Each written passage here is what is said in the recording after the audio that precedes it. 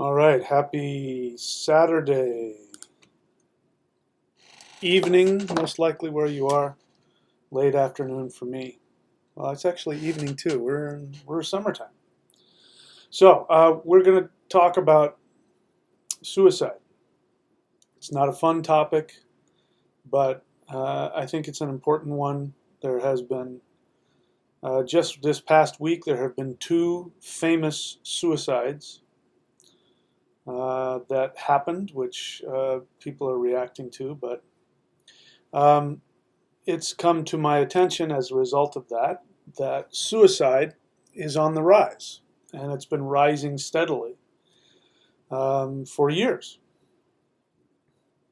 So I think it's important to talk about suicide and what it is people are trying to accomplish when they commit suicide, the mindset that goes into it, and from a spiritual perspective, from a shamanic perspective, what happens to the soul after suicide. It's a big enough question to ask what happens to the soul after death, but asking, what happens to the soul after suicide is a whole other thing. So I'm going to be sharing that with you. If you're new to my channel, I'm also going to be sharing with you experiences that I have had. I do believe that I have had experiences where I have gone to the other side, where the soul goes after it leaves the body. And I'll share some of my experiences with that. I'll share experiences, that random ones that I've seen. We'll talk about different theories. We'll even talk about, what if the soul just doesn't even exist and doesn't survive after death. We'll talk about all that stuff. But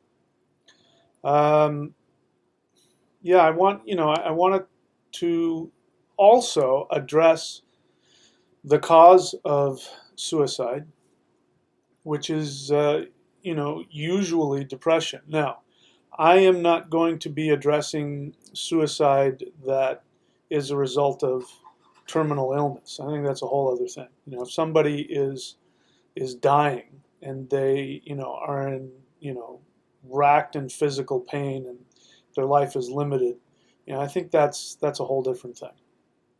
I'm going to just be talking about people who, if they chose to stay alive, there's no reason why they couldn't continue living for many years, and people who have the ability to follow through and live life. We're not talking about invalids or those kinds of things. We're talking about people choosing to end their life when there's no physical necessity for that to happen. So that's what we're going to be talking about. So, as you know, I have had experience in multiple spiritual disciplines starting from as a kid. I'm willing to bet that the majority of you watching this or listening to this if you didn't grow up in it, you're certainly familiar with the Christian understanding. And certainly the Catholic understanding and the Christian understanding is that somebody who commits suicide will go to eternal damnation. So we need to address the realm of the underworld and the two differing beliefs about the realm of the underworld. First off, the traditional understanding, which is the understanding that all peoples all over the world have had from time immemorial. And then there is the exception to that, which is the Christian understanding of the underworld. Christian understanding of the underworld is unique. It is, in terms of the history of the human race and the history of religion in the human race, that understanding of the underworld is an absolute anomaly, and it is a very new understanding, historically speaking. People didn't believe in an eternal place of damnation like that until probably around 2,000 years ago. I won't get into all that because I've talked about that. we live in modern Western society and, in the modern world, especially if you live in the West, in the developed world. You may have just an assumption that if somebody goes to the underworld, that is a place of torment, of eternal torment. The word hell that we use now in English, Hell, is the exact word of the underworld for the pre-Christian European people, specifically the Germanic tribes, the people from Scandinavia, from the Germanic-speaking countries, from England, and before Christianity, in later times, the people of what is now France, and Spain, and Italy, and all those places. Those places were populated by the barbarians at the end of the Roman age, and they brought with them a belief of the underworld, which they called hell. And what happened when those people converted to Christianity, they took that word, hell, and just simply hijacked it and applied it to the Christian world of eternal damnation and torment. But the name itself, hell, does not originally mean the place of eternal torment. So anyway, this is just some background in case you're new to the channel here, and we're going to be talking about all that stuff. So before we talk about where the soul goes, and let me be clear about my intent with this video. My intent with this video is to not only teach and bring an intellectual understanding of all of this, and give you perhaps a different perspective or a deeper understanding if you're already into understanding the traditional spiritual beliefs. But what I want to bring is also some hope. And if there are people watching who are having difficulty, and who have, if they're not having suicidal thoughts now, maybe you've had them in the past. By the way, just let me say, having suicidal thoughts in and of itself doesn't necessarily mean that you're at risk of suicide. I think a lot of people have them. I certainly have, through my life. And, I just recently lost my fiance to breast cancer. She died of breast cancer almost 8 months ago. And she was the love of my life. I've had many, women that I've been in love with. I've been married before. I've had, more than, I've had my share of relationships and been in love and all that. And she was it. She was the ultimate fantasy that I could, beyond my ultimate fantasy. And unfortunately, I was only with her for a short time, and we hoped that she was going to survive, and there looked like for a while that she was, but she didn't. Things went turned for the worse, and she died, and that was almost 8 months ago. So I've thought a lot about what happens to the soul after death, more than I ever have in my entire life. And I'm not ashamed to say there have been more than a few moments when I wanted to end it. The pain was it felt insurmountable and intolerable. And I even, when she first went, my thought was I just wanted to be with her. So I, if that's what it takes, if I thought that would have gotten me to be with her, I would have ended it. I would have taken, there was no place that I would have rather been than with her. And if that meant offing myself to go be with her, I would have done it. Now, I didn't believe that, and in the deepest pain that I was in, perhaps because of the work that I've done in my life and the understanding I have, it never entered my mind that was going to be anything that was going to give me what I want.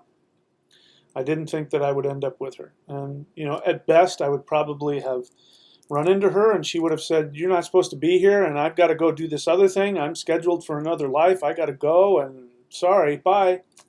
And I still would have ended up alone. And so, but then that brings up another subject, which is, so, well, are there any consequences to suicide? For people who want to commit suicide, are there any consequences? So, as you can tell, I don't subscribe to the Abrahamic tradition, the Christian belief that when the unsaved die, that they go to a realm of eternal torment. I do not believe that. That isn't to say that there aren't places of torment for people, for souls. There are. And we'll explain what those are and how you get there. And that is found within the traditional mythology. And it is my belief that true mythology is as close to scripture as you can get. Now, modern pagans and heathens don't like the word scripture because it reminds them of the Bible, which is the inerrant word of God and all of the crap that's involved in that. But there is a difference between somebody just writing a story of fiction and somebody who is channeling true mythological teaching. And I do believe that true mythology is channeled. But the thing is, you have to understand the symbolism. So we're going to be talking about some of the symbolism of especially the underworld. So I'm talking a lot about the underworld. Reason for that is that it is my belief that, except in the circumstance of, let's say, somebody who is terminally ill, or somebody who just simply can't function, like both their legs and their arms have been blown off, and there's just really no point in them living. I think that's a whole different entity in and of itself, and so I give them I let them have their own little space. But for people who, if they chose to, could continue to live, could continue to have reasonably healthy lives and all of that, and if they choose to end their life, I do believe that there are consequences. And I do believe that it is not in our best interest to do that. And I will be talking about what that means and why that is and all of those good things. So anyway, that's my introduction to the subject. This is a live Q&A. Let me see if I have my right. Which glasses do I want here? I think I want these. This is a live Q&A. If you are new to the channel and you want to be part of the Q&A, then please write a question. Let me know it's a question by writing question before you write your question. Please put it in all caps. The reason for that is because this is a Q&A discussion. A lot of people come on here and they just dump their opinions and they talk to each other and they, all that kind of stuff. And I'm not going to read, just because you type something in, I'm not going to read it. I'm only going to read the questions that people have for me. So that means I would appreciate it if you would save whatever it is you want to say and only give it to me in a question. I'm only interested in honest questions. If you ask a nonsensical or poorly thought out question, I'm probably going to embarrass you because I'm trying to get to the root of it. I may not answer your question the way you want me to.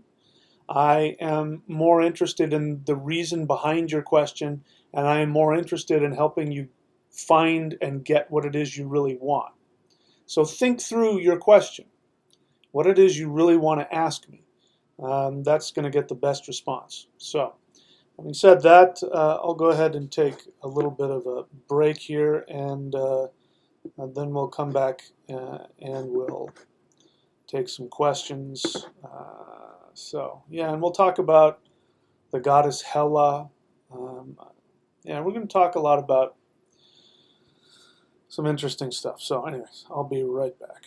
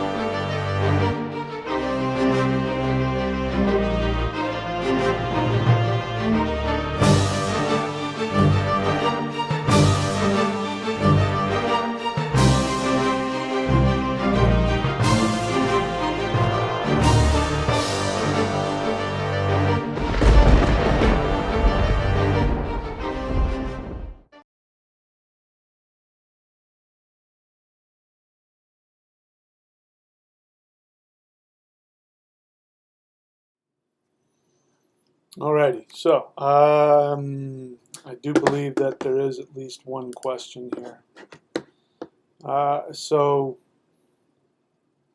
what I'm going to do, I'll answer this question, and then I'm going to share some personal experiences so that you have an understanding of what what lies after death, at least in my understanding, um, and the nature of the soul and all that kind of stuff. But first off, let me just acknowledge Emerson's Coffee, Bike, and Rum Shop. She dropped $8 on the live chat. Thank you for the support. And she says some nice things and thanks me for doing this. And Emma McBean has a question. She says, is it true that some who are deceased can be in the astral realm and not be aware they are dead? Can this apply to those who commit suicide? Does your soul remember what and who you are? So those are 3 questions, which is fine. Those are 3 separate questions. Now, before I get to answering that question, I'm going to address what I said earlier before the break, which is I'm far more interested in helping you get what you want from that question.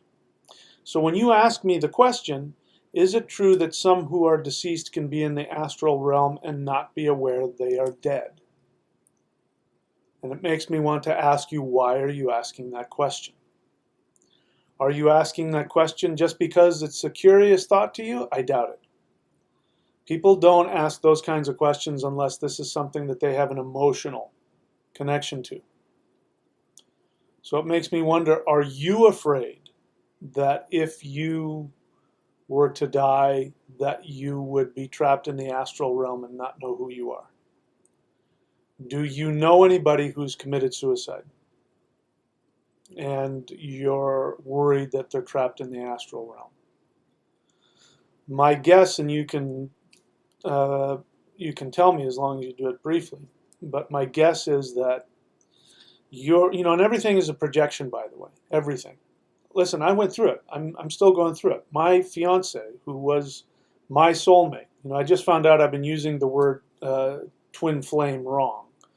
As I understand it, twin flame is not a soulmate. A twin flame is somebody who, mirrors you, and you guys burn through your issues together, and so it's usually really codependent, crazy. I think a lot of people use the word twin flame when what's really going on is they're trapped in a really codependent, crazy, relationship. Now, that was not what I had with her. She was my soulmate. She was my other half. We never fought. I can think of one time when I got angry with her. One time. And that was it. And I don't, and that has not been the case for me. I've fought when I've been in relationships. One thing is that I've just, that's why I gave up on him for, numerous times, is that, I just thought there was something wrong with me. I wasn't able to have one. And then she came along. Nope. She really was my other, she was my other half.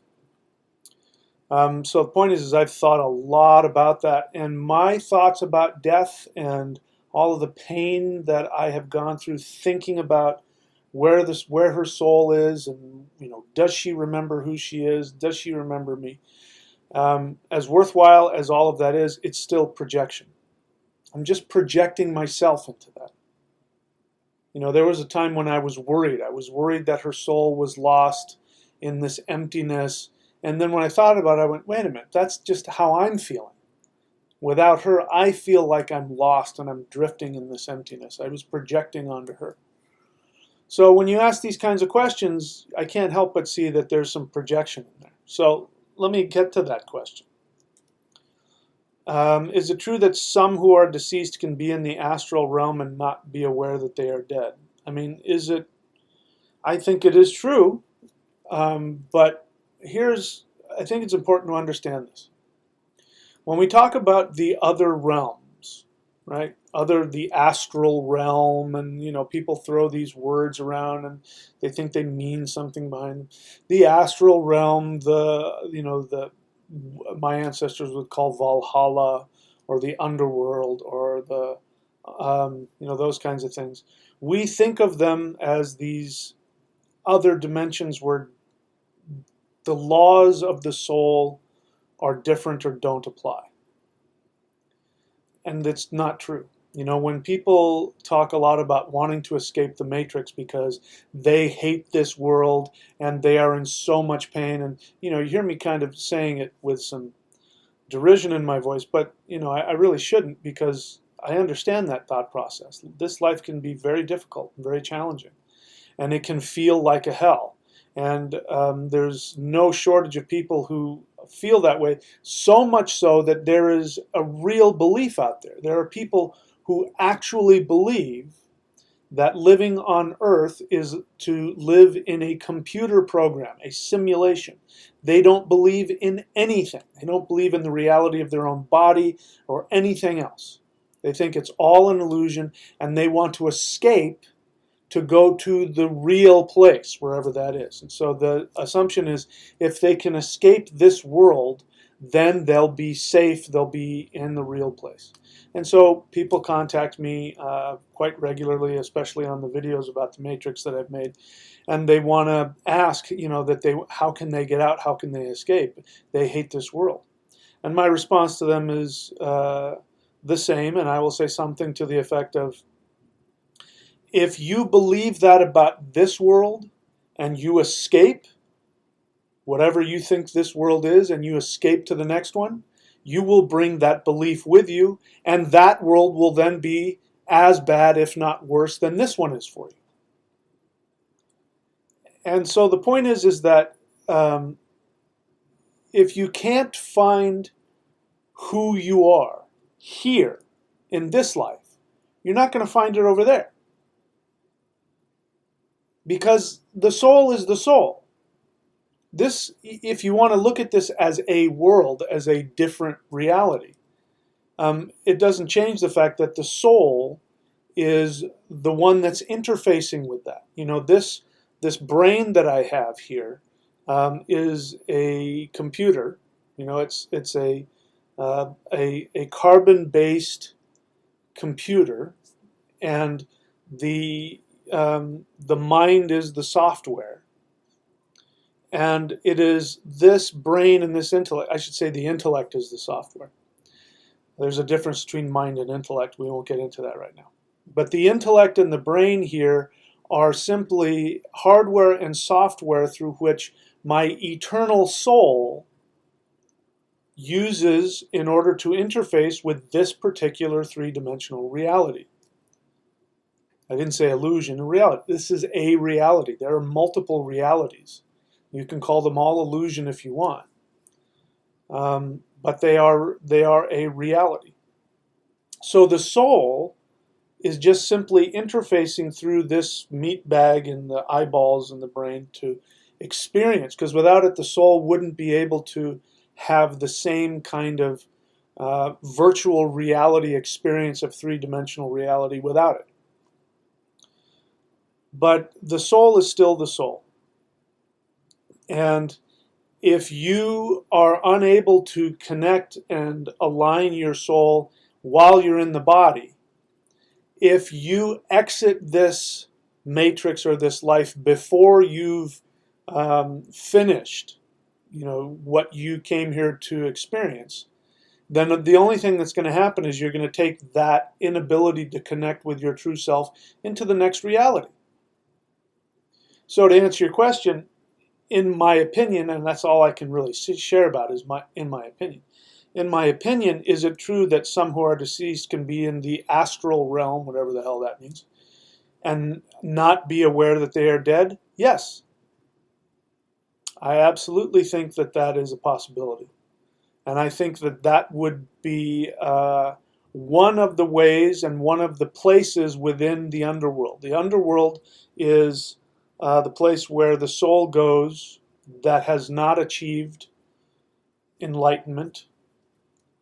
And let me just be clear about that again, if you don't know what I mean by that. I don't teach any kind of fixed state of enlightenment. In other words, spirituality is not about reaching some fixed state of um, enlightenment where you have no more problems and no more this and you've achieved the highest awareness. Anybody, teacher or otherwise, who says that they have achieved enlightenment is either lying to you or deluded.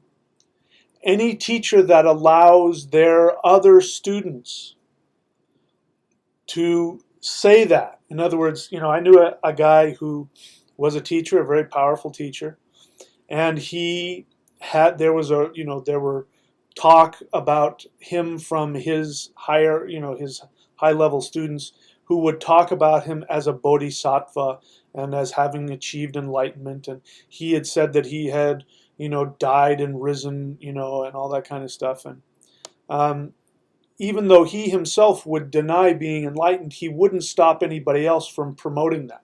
In fact, he would subtly encourage that. So I'm saying that that is wrong. That's false. And I'm saying that any teacher who says that they have achieved enlightenment or allows somebody else to promote the idea that they've achieved enlightenment is either a con man or is deluded or both. I'm here to tell you there is no such thing as achieving an end state where you have no more pain and no more problems and no more lessons. If that were the case, you wouldn't be in this body, period. End of discussion. Anybody who has this flesh and is in a meat bag, they still have things to learn, and they have real issues, and they have pain, and they have sadness, and they have challenges, and to say anything else is a disservice to anybody. There are ascended masters who don't have that problem, but they're not in this realm. They interface with this realm, and this is a great picture of what I think they look like.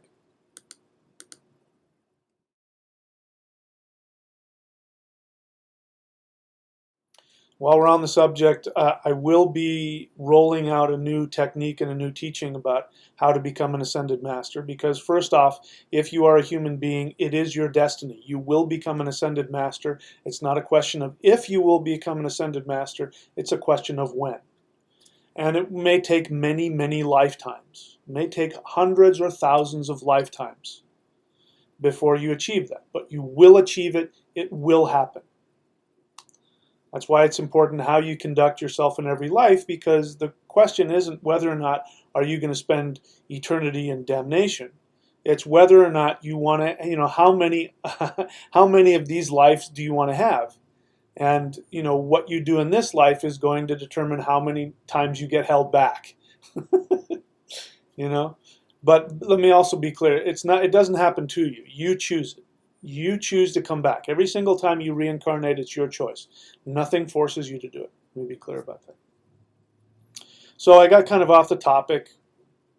I think I got sidetracked into, as I always do, I kind of confuse myself and I can't shut up and I go off into tangents. So I'm still answering this question here. So first off, yes. So I do believe that is possible. But so what? They will eventually figure it out. It's not like they're going to be stuck there in eternity not knowing that they're dead. They'll figure it out. That always happens. The soul, we will, no matter how bad things are, we will eventually figure it out.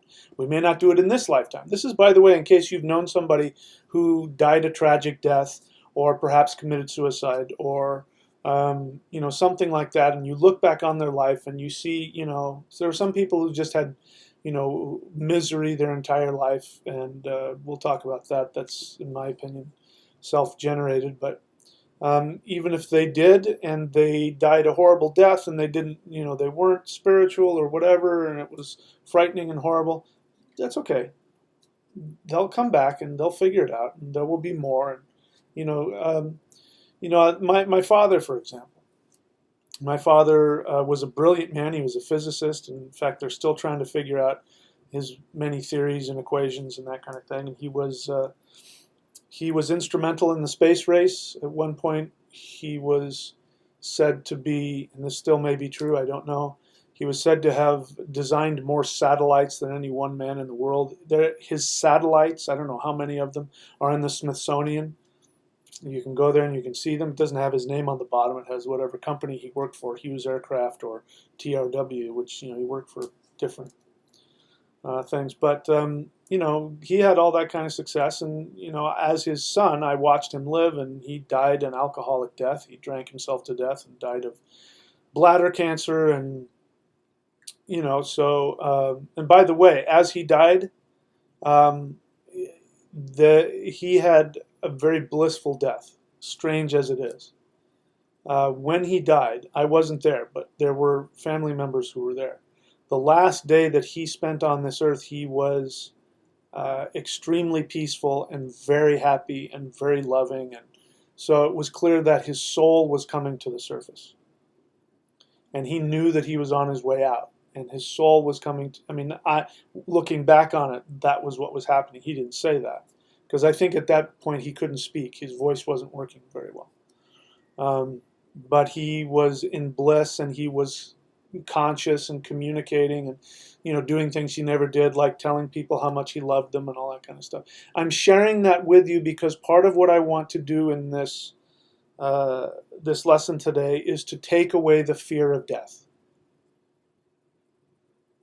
It's just another transition. All it means is that the soul is moving out of this avatar with its brain and its intellect, which is, as I said, the computer and the software that it uses to interface into three-dimensional reality. And it's just simply disengaging from that, and it's moving on into another reality.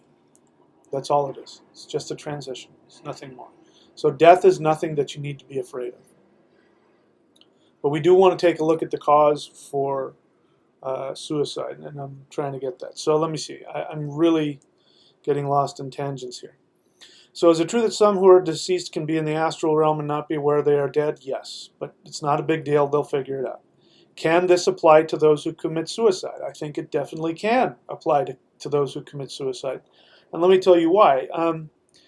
When somebody commits suicide, now, let me also say I don't think this applies to all people who commit suicide, because there is no one way to die. Let me be clear about that. There isn't, each soul could potentially have a completely different experience. There are some things that are the same. I experienced this. I believe I left my body and I went to the other realm at least once in my life. And there's one thing that my experience, and of course, I was 7 years old at the time. Nobody told me anything about this. This was way back in 1970. So this whole thing about near-death experiences and all that, we didn't know anything about that. None of that had come to light. There weren't, doctors and psychologists and, people talking about it. And I experienced that. I experienced that light. So I'm going to share that in a moment. And that's one thing that seems to be pretty universal. But there are some people that don't have that experience. There are some people that leave and they go straight to this horribly dark, frightening place. So when somebody commits suicide, they are completely, totally clouded by their narcissism. Suicide, unless it's somebody, like I said, who is terminally ill, suicide is total narcissism. They're blinded by their narcissism. They're not thinking of anything or anybody except for themselves. So you can imagine if you're wrapped up in your own narcissism to the point where you can't see anything other than your own pain and your own fear and your own selfishness or whatever's going on. I'm not trying to belittle it. That's just the fact of the matter. When your soul leaves, there is a possibility they could be trapped in that for a while. And they're just still trapped in their narcissism. When they start to come out of it, their reality will change. If they're trapped in a horrific place of torment or, emptiness or whatever, once they get over their narcissism, that will sort of fade, and then they'll be in the place of light and brilliance, like everybody else. So to answer your question, yes, that could happen. It could apply to people who have committed suicide. Does your soul remember what and who you are? That's a big question. I've been thinking about that. I've been thinking about that for 8 months. But again, it's coming from my selfishness, which is I want my fiance to remember me and to remember us and to still be in love with us. And I've come to the realization that's unrealistic, and it's selfish of me, because I'm still here, and I'm still, in this personality of Michael William Denny, human being, male, 54 years of age, and I'm still running on the perceived past that I've had in this life. Now she has let that go. She has disconnected from the virtual reality of that human life, and she's moved on to the next one. So she's looking beyond that. And my pain and my questions of does she remember is me wanting to know, is she still part of this virtual reality? As her name was Lisa, as Lisa. And the answer is no. She's got something else going on. So I do believe that they have the capacity to remember, but I also believe that when they move on, they choose to forget, because they're going to take on a whole new virtual reality. It's like if you're playing a video game and you're going to switch from one video game to another, you're not going to take the rules of that video game and take it to the next one. You're not going to play Galaga as though you were, if you've just been doing Pac-Man. You're not going to take Pac-Man into Galaga. It doesn't work. So it's selfish of me to want her to remember me the way because I'm wanting her back in this video game with me, but she's gone. She's not in this video game with me anymore in terms of my soul. Her soul has moved into another video game. I'm using that in quotes. I'm not saying that literally. So to answer your question, do they remember? Yeah, but they may choose to forget and become somebody else. So again, I see in all those questions, this is your projection. I don't know if you've lost somebody, and because people don't ask these kinds of questions unless they've either lost somebody or they're afraid that that's going to happen to them. So anyway, I don't know if I answered your questions or not. I'm going to see if you. So I did ask Emma to explain herself, so she does. Normally I don't want people to do this or I won't respond, but she says, we have this amnesia in this world. Now again, don't talk for me. You're talking about you. You feel as though you have an amnesia in this world. So keep it about you, because this is about your feelings. Listen, we are emotional beings. And it's really important when you ask questions to know what your emotional state is and why you're asking. That's why I'm picking apart your question and asking, why did you ask that? So you obviously have problems. It's painful for you to think about forgetting. And you say, we have this amnesia in this world, and I feel unsure of what my purpose is. So you have this assumption that your knowledge of your purpose will come if you remember your past lives, and that's not necessarily true. And I'll explain that. By the way, I recommend this book to everybody. This will explain a lot. If you want to fix the problem that you're asking about, this is the book for you. It's called The Shamanic Secret Commandment to a Perfect Life. It's my book, and you can find it by going to this website here.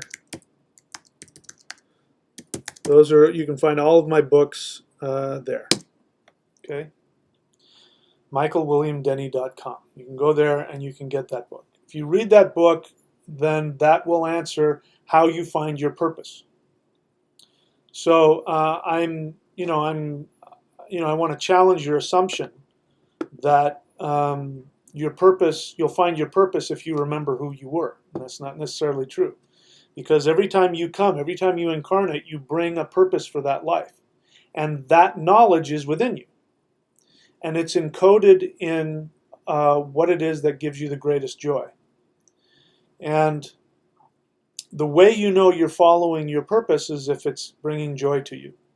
So if you don't have joy in your life, and I'm not saying you have to be giddy and happy. I'm not giddy and happy a lot of the time. But I do have joy in my life, and I do have purpose in my life. And I do know where I'm going and what I'm doing.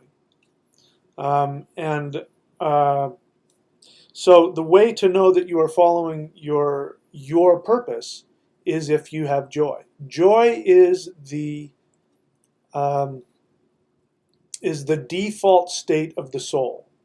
When you are connected to the soul, you will experience joy. Now, again, not all the time, not saying you have to be giddy. Sometimes you're connected to the soul and you have a purpose and you have commitment and you have a feeling of like divine responsibility that you're happy to take on. But generally what happens is that you feel this joy. So when I work with people, and if you want a private session with me, you can go here. career.thunderwizard.com, and you can have a session with me, and in a session I can usually within an hour find out what your soul purpose and what your soul desire is and what your intended career is, what you're destined to do in order to be successful and happy and prosperous.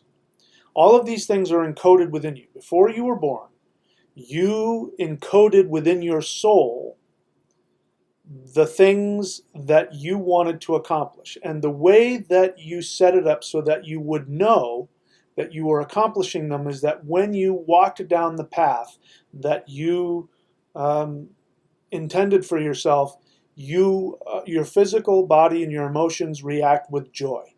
That's how you know. So if you're going, I wonder if I'm doing the right thing. Is it bringing you joy? The answer is yes. Now the problem is this. Encoded within that whole scenario is the lesson that we've come here to learn. This is it. If you want to know why you've incarnated, I'm going to tell you exactly why you incarnated. You incarnated so that you would, number one, go after what it is that gives you joy. But in order to learn from the lessons of past lives, lives that you've gone through, and when you're done with that life, you go, wow, I really wanted to do this, this, this, and this, and I didn't do that. I need to go back.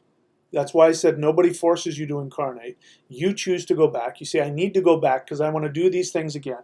But I know myself, and I know that I have these fears and these limitations surrounding this, so I'm going to set up some challenges that will involve people in your life and situations in your life and careers and these kinds of things.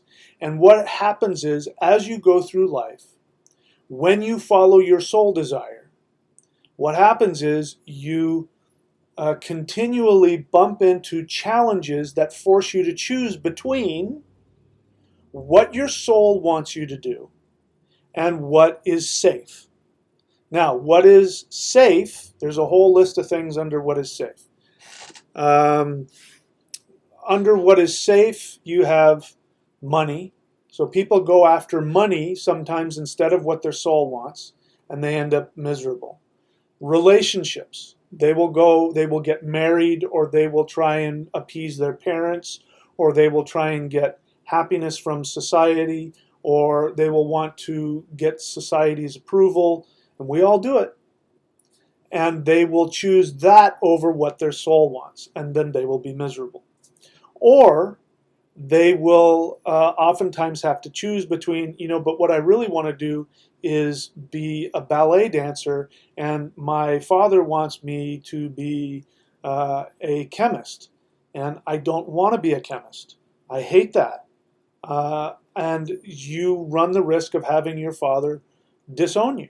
Your mother, your father, you're in a traditional, let's say you're, I don't know, like a Iranian Jew or something, and you get this specific cultural thing, and your parents want you to marry an Iranian Jewish person, and you've fallen in love with some Chinese guy, and they don't want that, and you have to make a choice between, do I want to go after the person I've fallen in love with, or do I want my parents' approval? And these are deaths. Whenever you go into these challenges, they feel like a death.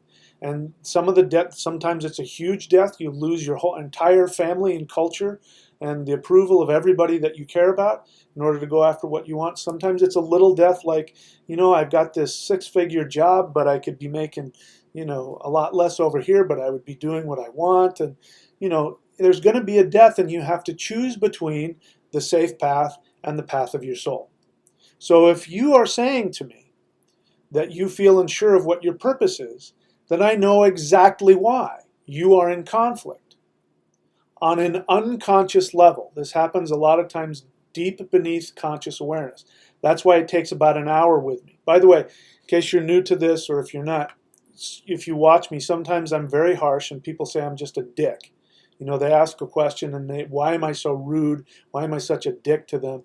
It's because I only have, 30 seconds or a couple of minutes to answer your question, and I'm trying to get to the unconscious truth behind your question. And so sometimes I have to be harsh and direct, and I have to tear open your narcissism and throw it back in your face so that you can, and whether that's, I don't know, like it or don't like it, that I have a short amount of time to do that. If I've got you on the phone for an hour, then I can be very user-friendly with you, and I can interface with your unconscious issues and all of that, and we can get to it together in a much more harmonious fashion. So I'm not like that if I'm talking to you on the phone, just to let you know. So if you say, I feel unsure of what my purpose is, then you're in conflict, period. And you may not know. Here's how I know when somebody's in conflict. I say, and you go into a fantasy world, and in the fantasy world, you don't have to have money. You don't have to follow anybody's expectations. You don't have to follow any rules. You don't have to follow any laws. There's only one rule, and that rule is you have to be doing the one thing that makes you happy. You can't be living for other people or doing things for other people to make them happy. If you do that, you get kicked out of the fantasy land. The only way to stay in is you only do what you want, and it doesn't matter what it is. You can't judge it. It's not bad or wrong or evil or impossible.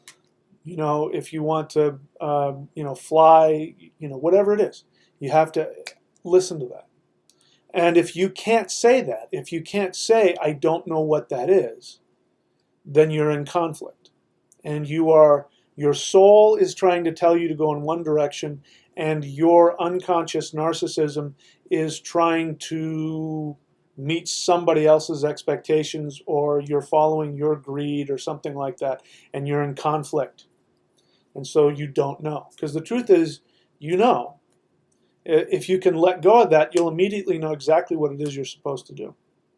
While I'm on the subject, I want to talk about depression and what I believe the definition of depression is. And the reason I bring that up is because people who commit suicide are usually in a depressed state. They're in depression. Now, here is what I believe. I heard this. I didn't make it up. I heard it from somewhere else. I don't even know where it came from, but it's the best definition of depression I've ever heard, and I use it. And it transformed my life when I heard it. This definition of depression goes like this. Depression is a state of mind where you cannot see a future for yourself. That's depression. Sadness is you're sad. I'm doing much better now as time goes on, but I have been very sad, and I go into deep states of sadness over the loss of my soulmate. It's very sad. I miss her. Every single day I don't know how many times I say, fuck, I wish you were still here. Or, gosh, I miss you so much. I wish you were still alive. And I do that on purpose because I know every time I say that, I'm sort of letting my mind sort of reformat itself. So I have to keep doing that so I can move on. Now, I can see a future for myself. And so I do have hope, but I have sadness. I have anger. I have, all those other normal negative human feelings, but that's not depression. You can be really, really, really, really sad and not be depressed. Depression is when you can't see a future for yourself.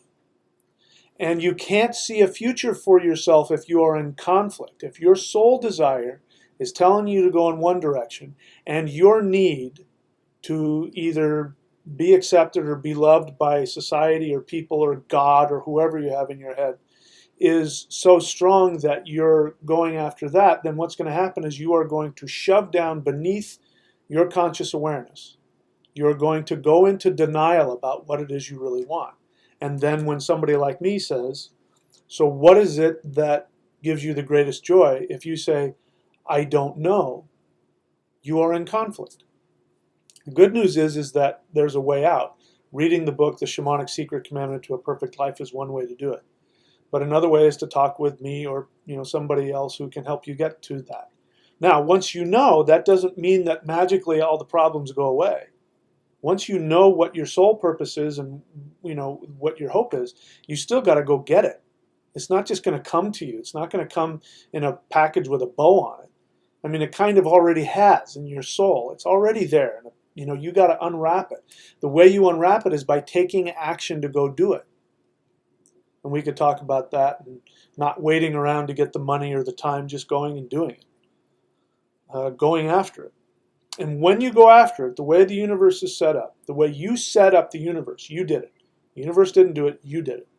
The way the universe is set up is that when you become conscious of what it is your true purpose is, what your greatest joy is, what gives you the greatest joy, and you take action to go get it, regardless of how impossible or risky or scary it is. When you take action, you can't take back. That's important. So you can't sort of take an action that you can take back and, oh, I changed my mind and, oh, I'll do it later. No, it's like you sell the house. You go, you don't have a job and you're going to want to be in South Carolina, and you quit your job and you cash in your credit cards and you drive to South Carolina. That's the universe goes, they're committed. They're doing it. Let's give them the job, the money, the resources. That's how it works. If you try and wait for the resources beforehand and I'll do it as soon as I get the money, it won't work. It doesn't work that way. Because that's not showing that you believe, that's not showing that you're committed, and it's not showing that you trust. Because you have to trust. You have to trust that the universe will... The universe, unlike The Secret, the universe is not here to give you whatever you focus your intention on. That's not how it works. The universe gives you all of the resources you need when you focus your intention on your soul desire, your program. You programmed it in there. If you think you need something else when you don't, and you focus on that, the universe goes, nah, I can't cash that check. I'm sorry. This check is no good. Okay? So it got me off on kind of a tangent there, but I wanted to answer your question. We have this, again, Emma McBean is saying, we have this amnesia in this world and I feel unsure of what my purpose is. Then I've heard that many say this can also happen in the astral realm. I thought this would come back when we leave. So, anyway, yeah, this is about you. So, you're in what I would call a fear state. Just drop it. Stop worrying about things that are in the past. You have everything you need right here and now. And I mean that. You have everything that you need right here and now. And the way to unlock it is to get conscious, fearlessly conscious with yourself about what it is you want on a soul level. And when you do that, none of it matters. You won't care about the past or the future. You'll only care about experiencing that joy in the present. Question, is that escapism denial? I don't know what that is. Again, if you're going to write a question, please, bear in mind, I'm not in the room with you. So, you throw out two words, I don't know what you're referring to.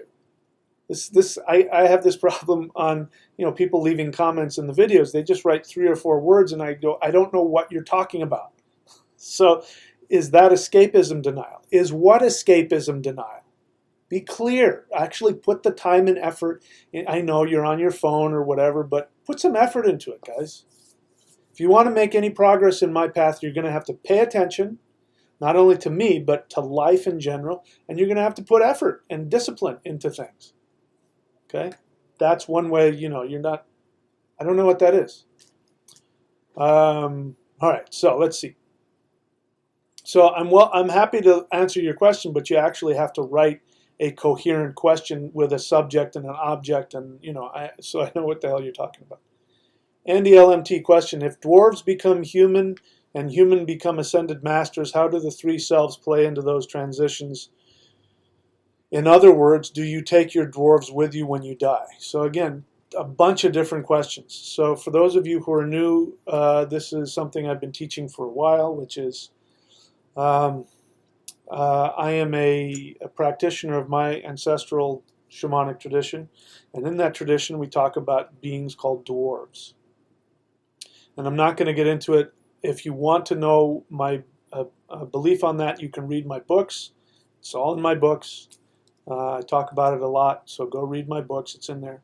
You can go on to this channel here and put the time and effort to find out how to search within my channel and type for dwarves and elves, and it'll come up, and you can watch those videos on my channel about that where I explain that. I also talk about the 3 selves and all that. So this question that Andy LMT is asking is incredibly deep and complicated, and it would take me hours just to answer all of that. So, you're shoving so much stuff into one question. Anyway, I can't do that now. Do you take your dwarves with you when you die? No. Short answer, no. Andy LMT question continued. Does the soul comprise all 3 selves at all times? No. So Andy LMT, that tells me that you either haven't been watching a lot, maybe you're new to the channel, and it tells me you haven't read my books, because I very clearly delineate between the 3 selves. The soul is the middle self. It's the higher self, the lower self, and the middle self. We as humans are a community of all 3 of these selves. We're not one self, we're 3. The soul is the middle self. So had you known all of that or watched all of that, you'd have already known that. So again, I don't know if that's just because you haven't watched enough of it, or if you weren't paying attention or what, but the soul is the middle one. It's not, the soul is not all 3. This one, the higher self, goes somewhere else. The lower self goes into the earth.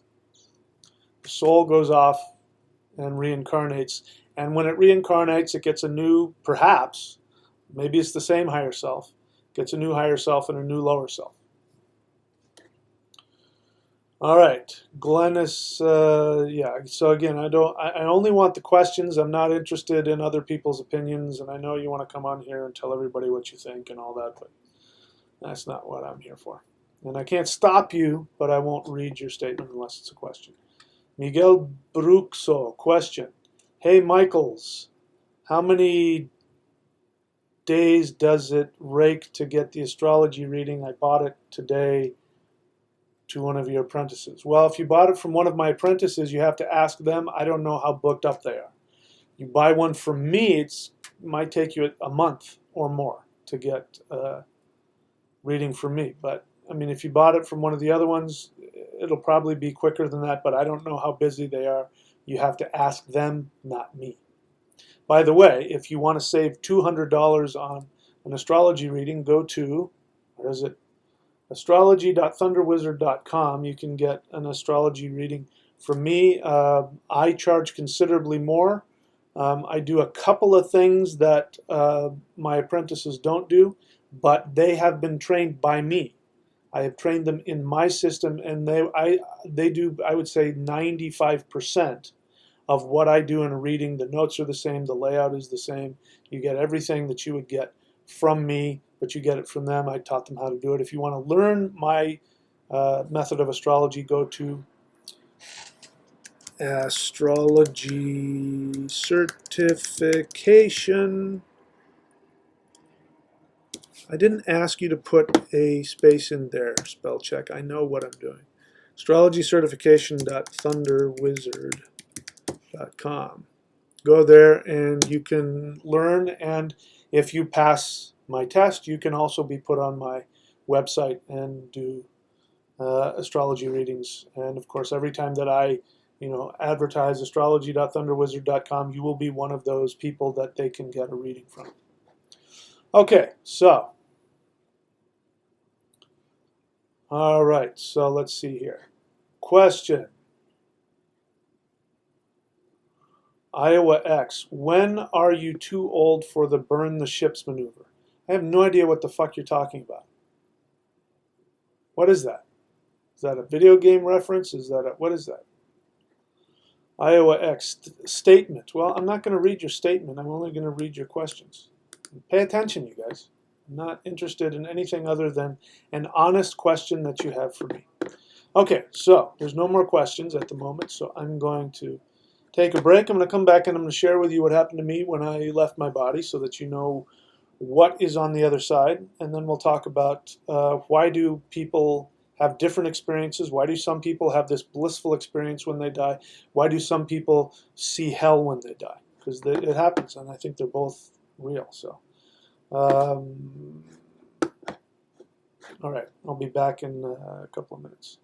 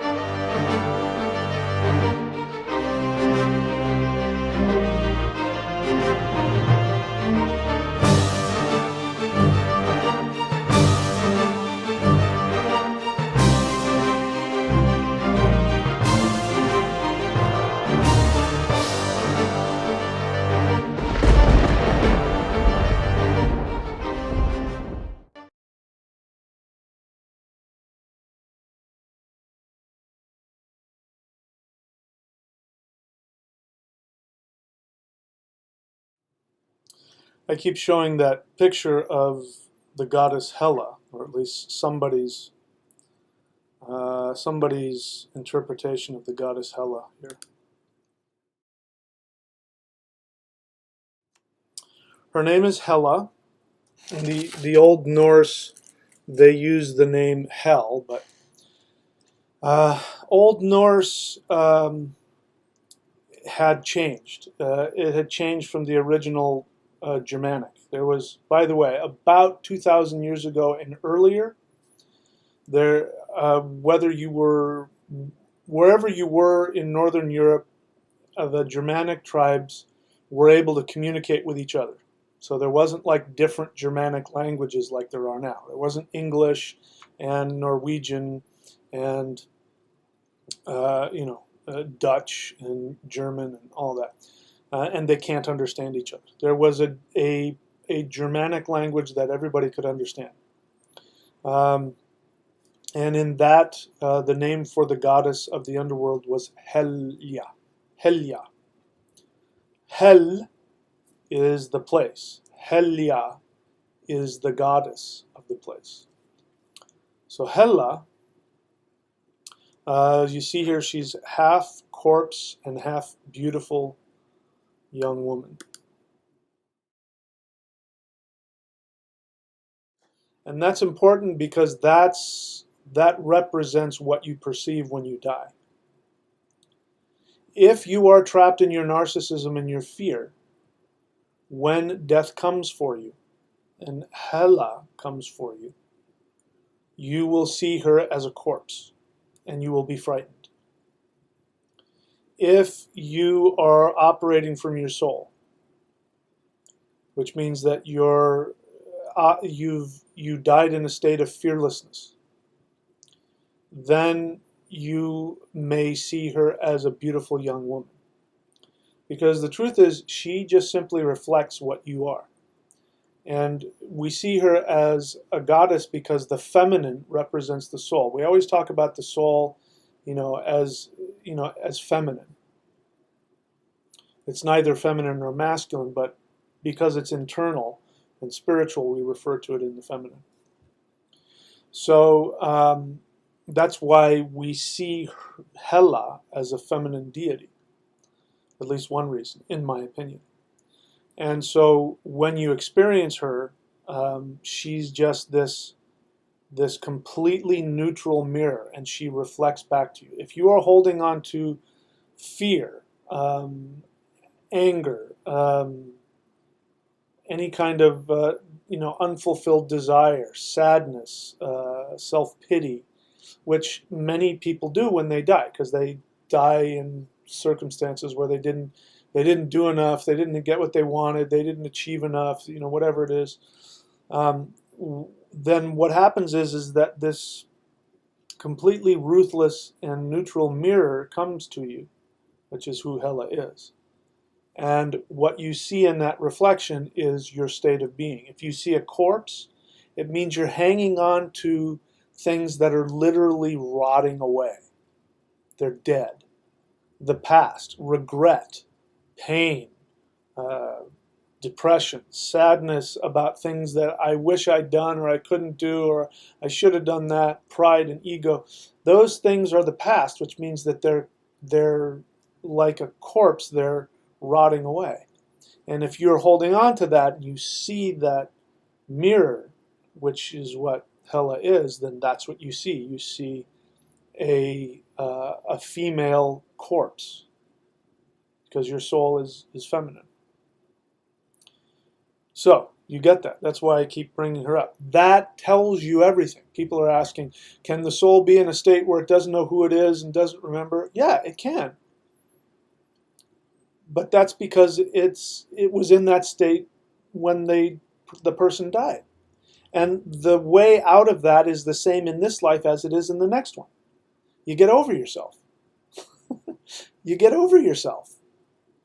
And you let go of things that don't feed you. This is, the things that bring regret and pain and sadness are things that you cannot ever get. In the Vedic tradition, there's the god Rahu, which represents the north node of the moon. And Rahu in your chart, whenever if you get a reading from me or one of my apprentices, they're going to talk about Rahu.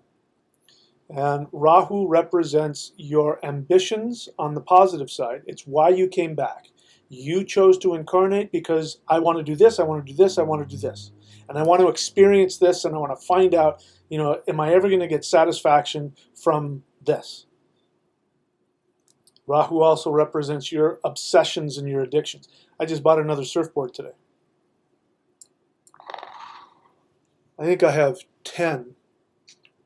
3 of them I'm going to sell, but that still leaves me with 7. Do you really think I need 7 surfboards? No, I'm obsessed with them. Eventually, I will come to the awareness that surfboards are not going to bring me ultimate satisfaction. Now, surfing is a hell of a lot of fun, and it is my soul desire, so I'm okay with that. I'd much rather that I go and buy surfboards, every couple of months and sell them than, crack cocaine or meth or, Vegas hookers or something. That's just, there's no satisfaction in those things at all. But that's what Rahu represents, your obsessions, your addictions. And I forgot what I was talking about, but that's why you came here. You came here to experience that. And those things that are rotting in the corpse part of you, those are things that will never bring satisfaction, ever. And that is the lesson. That's when Rahu or any trickster, whether it's Loki or a coyote or anybody else, a trickster is here to teach you all of the ways in which you think you're going to get satisfaction in something that will never bring you satisfaction. And then you go, you know what, I've had enough of that, and I've realized, I've had about as much meth. I realize that if I keep taking meth, it's really not going to ever make me satisfied. So I think I'm just going to stop with meth altogether. It's just a dead end.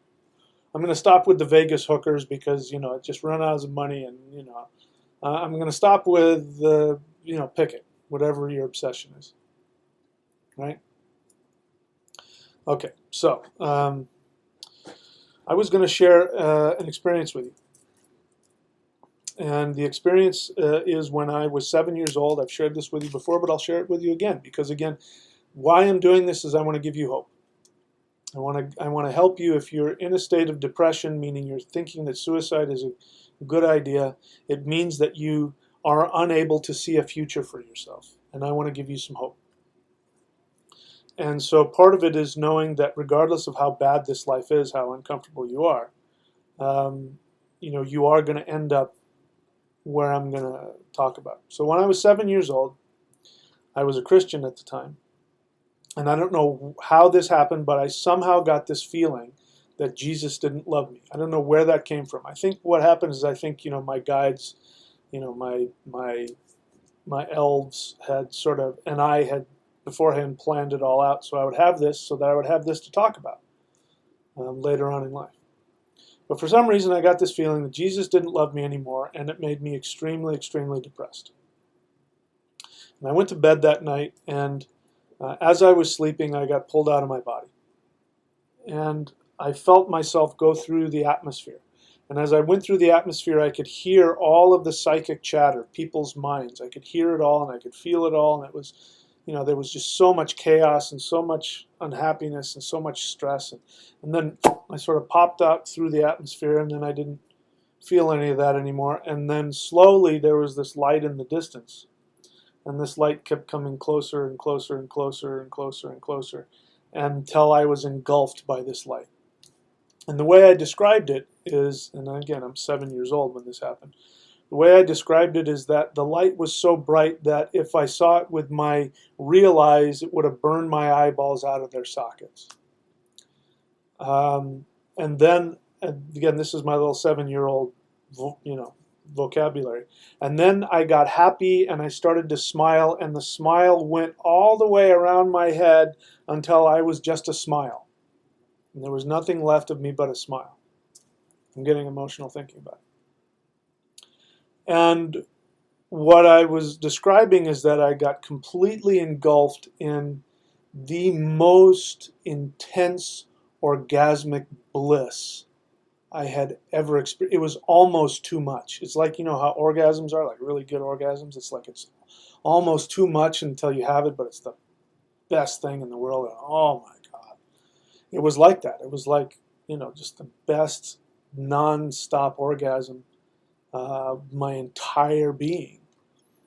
And now at that time, my little 7-year-old mind, I thought I was, I believed in Jesus. I thought it was Jesus. I thought Jesus was, surrounding me. And I kept saying, I'm home, I'm home, I'm home. And the thought was, oh, good, I'm done with that crappy earth. Oh, and now I'm back home. I'm back in eternity. And then the light slowly started fading and pulling away. And I immediately, the feeling of being separated from that light was horrible. Oh, it was the most horrible feeling. And I was going, no, no, no, no, no. And I went back down through the atmosphere, and I heard all the psychic chatter of all the people and then I was back in my body, and I woke up, and it was just like, it was like putting on, it's like when you wake up in the morning and you put on like 3-day-old socks on your feet that are, or if you've been camping, and you've been sweating in your sleeping bag and you got socks. It's what it felt like putting the body back on. It was just like, I was back in my body. I've since come to believe that light was not Jesus, because it never said it was Jesus. That light was, in fact, my soul. That light was my pure essence of being. It was me. This is the light that people are talking about when they talk about when they die. When you die, there's this tunnel, and there's a light at the end of the tunnel. The light at the end of the tunnel is your own soul. You can call it God if you want. You can call it Jesus. You can call it Buddha. You can call it Krishna. I don't care what word you use. You won't be wrong. But that light is your soul. That joy that I experienced in that state, that is what you experience on a much smaller level when you follow your true soul path. You follow your true soul path, you'll see glimmers of that. I see it. The way that I know that surfing is my greatest soul desire is that I can, I can, again, I'm going through some really tough stuff here. Big changes in my life, and really big changes emotionally and mentally and all that. And sometimes I wake up and I'm not in a good place. And this is why I don't take clients before 4 o'clock, because I want to have the option to go surfing, because it's my medicine. And I'll go surfing, and I go out in that water and I go surfing, and sometimes the waves are good and sometimes they're crappy, and sometimes the conditions are good and sometimes it's cold and sometimes it's warm, but who cares? That's what wetsuits are for. But when I'm done with that, there is this joy that comes out of me, and all of a sudden I can see where I'm going, and I know what my life is about, and I see the beauty in the world, and the dolphins and the fish and the pelicans and the sound of the ocean and all that.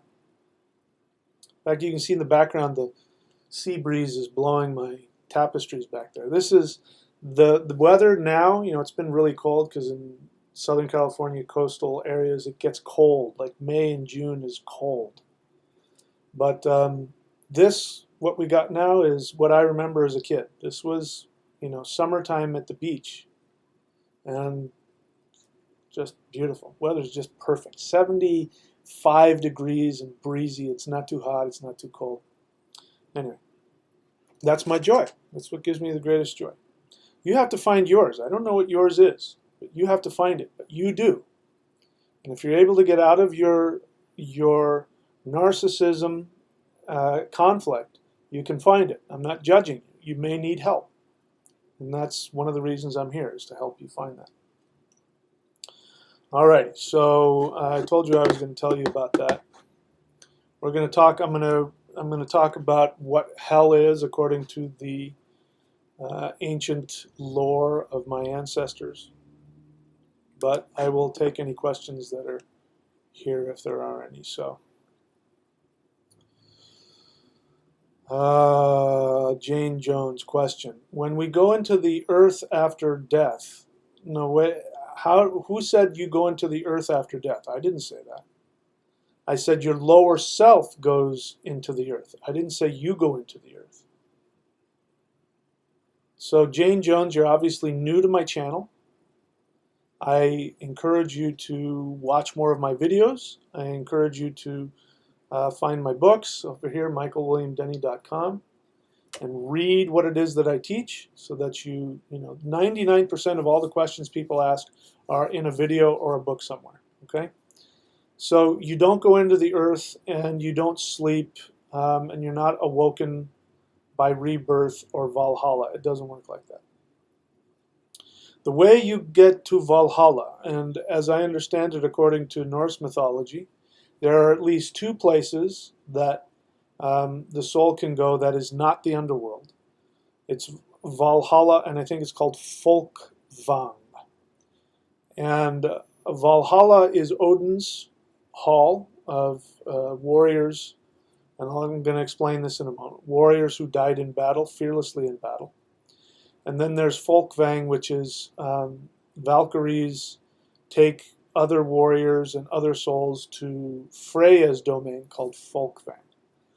I don't know. I haven't decided exactly what the symbolism of that is. We can come up to it with our own conclusions.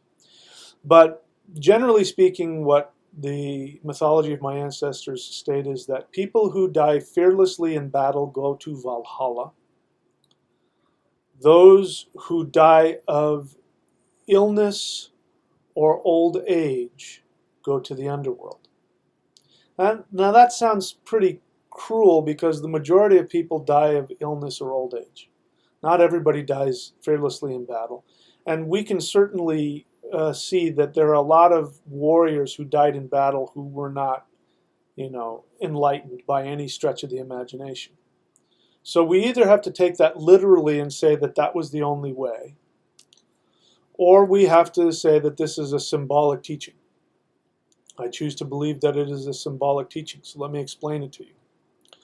Now, if you go back, if you've been watching from the beginning, I went through this whole diatribe about if you follow your soul desire, you will have to fearlessly make choices which go against what your parents, your spouse, your friends, the world, society, religion, government want you to do, and it will be frightening, and you will feel as though it is killing you I mean, for some people, losing the love and approval of their family is worse than death. In fact, people commit suicide over things like that. So I'm not saying that, it's a death, like in quotes. I mean, it really does feel like you're dying. That is dying in battle. Dying in battle means that at any moment you are willing to die for experiencing your greatest joy. That's what it means. And when you do that, every time you have that death, you go up to the next level. You get closer to the Hall of Chosen of Odin, which is the third eye. That's one way to look at it. Your third eye, the closer you get to that, the farther your third eye opens and you see the reality of this world. If we're talking about actual physical death, it means that you've lived a life where you have no regrets. The only way that you can have a life without any regrets is that you continuously take fearless action to go after the things that give you joy, regardless of what anything or anybody else. You lose the marriage, you lose the parents, you lose the job, you lose the reputation. If that's what the cost is, you're willing to let go of that no matter how painful it is in order to go after what you truly want. That is dying in battle. And that, if you die in that state, and you've done that your whole life, you will have no regrets and you will have no more desires. When you have no more desires, you don't need to be reincarnated and you go to the next level. You become an elf, or you become one of Odin's warriors, or you go to Valhalla, or you don't come back to Earth as an incarnated soul. Now, that is a very, very, very challenging thing to do, and it takes hundreds or thousands of lifetimes for a soul to be able to learn how to live fearlessly so that they're finally done and they go, I don't have any more desires. I don't have anything left I need to accomplish. Now, for those of you listening to me who say, oh yeah, I'm not coming back. I'm never coming back to this life. If you say that out loud, you're guaranteed to come back.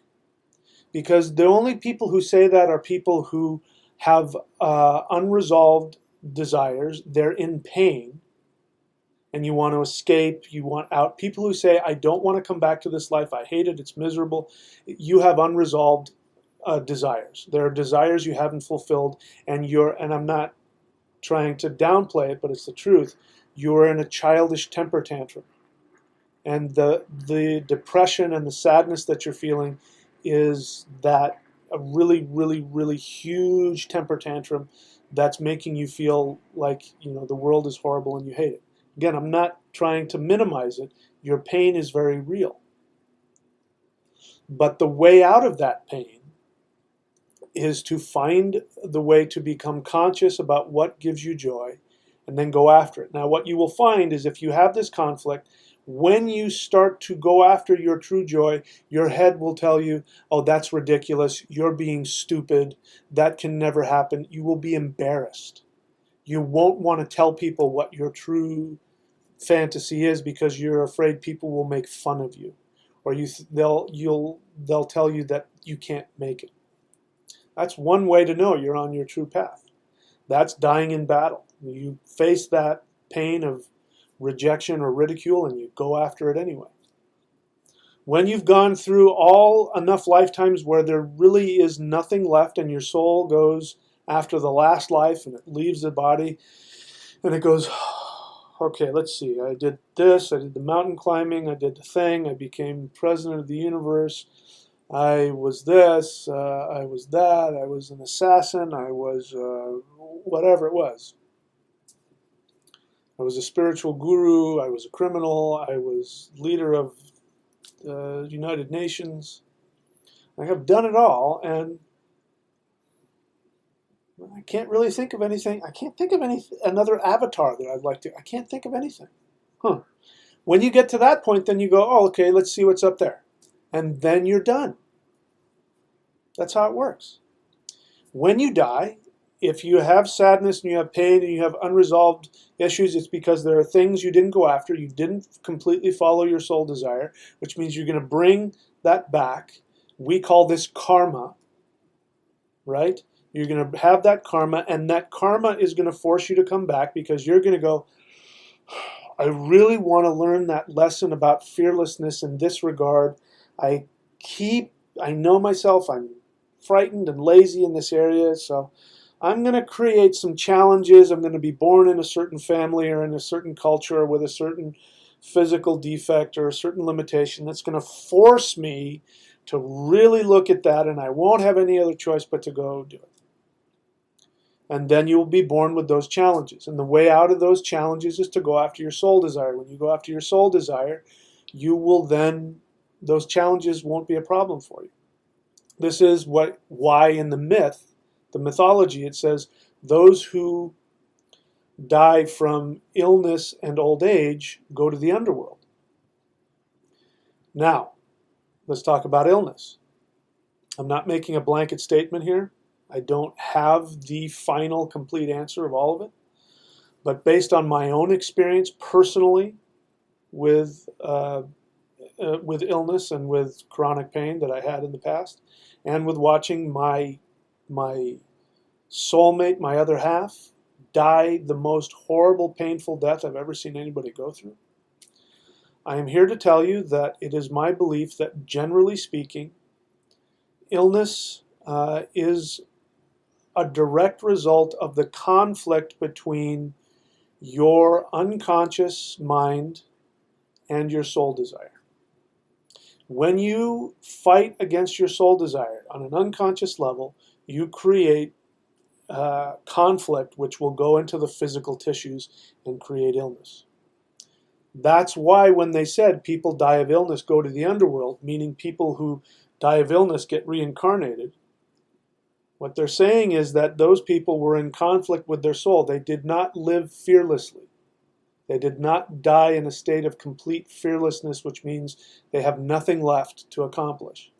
So they died from that. Old age is the same thing. Those are metaphors of the same thing. It doesn't mean that if you die with a sword through the chest or a bullet through the brain that you're going to go to Valhalla. That's not what it means. It means that if you live as though, I'm going to go surfing today, or I'm going to go, and I did this. I had zero money, zero. I had nothing. I had no money. I had no family. This was when I got my divorce. And I brought myself back here. I was in Idaho trying to live for another person. I was in chronic pain. And I said, and at that time I thought I was too old. And the doctors had told me, because of my physical, pain, you're not going to be able to do this, you're not going to be able to do that, you're too old for this, and all that kind of stuff. And here I am now at 54 years of age and 16.5-inch arms. That's the size of bodybuilders, as big as you can get before you take steroids. If I took steroids, I could get bigger arms.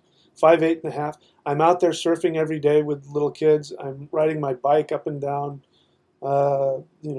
big steep hills. I'm going into the gym and I'm lifting more than I ever have in my life. I feel incredible physically.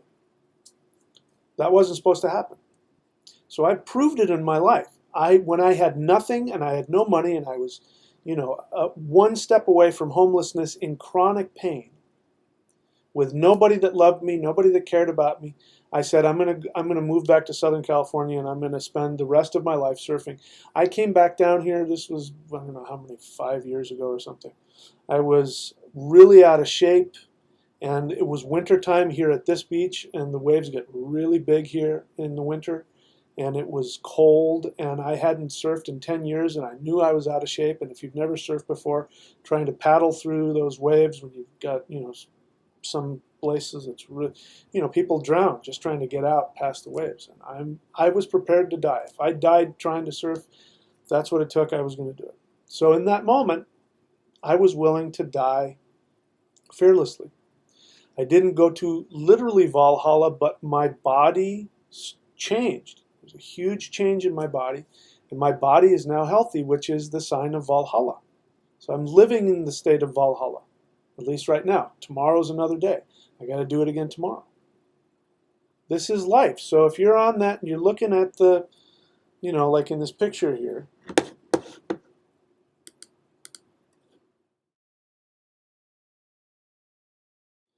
and you can't see a future for yourself, and you're thinking about, should I hang myself or not? Should I hang myself? Or it's this is a beautiful phrase. Suicide is a permanent solution to a temporary problem. And the way out of it is to do the work necessary to fearlessly face your death and go after what it is you truly want. Facing your death means facing whatever it is you're afraid of, whatever it is you think is negative is going to happen to you that's making you so depressed.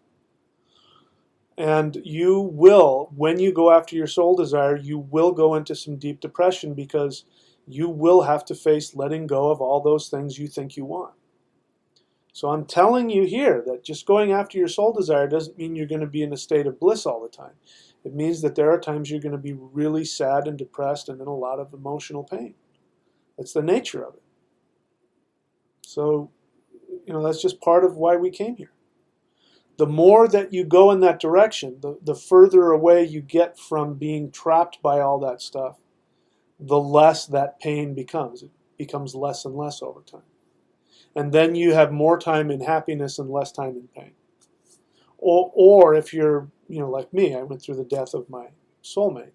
I had things that I could do. I could go surfing. There were things that I could do that could pull me back into my life and into my purpose. So there was something else I wanted to say, but I can't. Oh yeah, this is interesting. I don't remember where I heard it, but one of the most interesting things I've heard was people who jumped off of bridges and survived, like the Golden Gate Bridge or something like that, with the intention of killing themselves. What they, at least from this report, what they all said is that right up until the moment, as they're standing on the edge of the bridge, and they're wrapped up in all of their pain and their misery and their selfish whatever it is that's going on, the moment that they stepped off the bridge and, like they were committed, the moment it happened, all of a sudden they had this flash of how what they were doing was totally unnecessary and that the problems that they were having were temporary, and they saw the solution of how to get themselves out of that problem and get back to their life. But it was too late. Their last moments were going, oh my God, why did I just do that? As they're hurtling towards the water thinking they're about to die. And of course they lived. When they lived, they came back with an understanding of there's no reason for suicide. There's no reason to do it. No matter how much pain you're in, it's unnecessary to stay there. So that's why I love that phrase. It's a permanent solution to a temporary problem. So what does that mean? It means that, if you've been listening to me, when the soul leaves the body, it looks at what it didn't accomplish for itself that it wanted. Its desires that it wanted to fulfill. It goes, I really wanted to do that thing, and I really wanted to climb Mount Everest, and I talked myself out of it, and I'm going to go back and do it again. I got to do it again. Sign me up. And they go back and they do it again. If you commit suicide, what ends up happening is that you have to go back to that moment where you committed suicide, which means that you're going to create another life where you will have to recreate the exact circumstances. But in order for the soul to learn, it says, I got to make it a little harder because I didn't get the message last time. I've been doing this 10 times. I keep having the same problem 10 times, and I keep making this. I've killed myself 10 times in a row. So the soul comes up with another challenge. So it's going to be even more difficult next time. So if you think you're going to commit suicide and escape whatever you think your problems are, you're wrong. It's going to be worse next time. Now, there's nothing wrong with that. That's a good thing, because eventually the soul will get it. Eventually the soul will figure it out, and it will create enough challenges that the person will wake up and go, you know what, I am not going to do this. I am not going to do this. And I've had those experiences. There have been times when I won't lie to you, there's been times, I've talked about it in other videos, but what I went through as a kid and a young adult, I wouldn't wish on anybody. I'll just tell you this, my biggest fantasy when I was 25, I'm not kidding, I'm being totally serious, My biggest fantasy when I was 25 was that I wanted somebody to crack my head open so that the insanity would ooze out. That to me was what I wanted more than anything else. I felt so insane. I was in so much pain, emotional pain. I was just not a happy person. And the thought of putting a gun to my head, and I would imagine, the designs that I would make on the back of the wall with my brain splashed all over everything. So I've been there. So if you think that I'm just, the spiritual teacher and I'm sitting on top of my whatever and I'm just spouting because I don't know what it's like for you to, and I don't know what you're going through. If you're going through a lot of pain, I don't know. But I went through my stuff and I know what it's like to be insane. I know what it's like to be in a lot of pain. I know what it's like to be depressed. I know all of that. I know what it's like to have no hope. I know what that's like. And there have been those times when I've just said, I am not going to do that. I refuse to let this destroy me. I refuse to do it.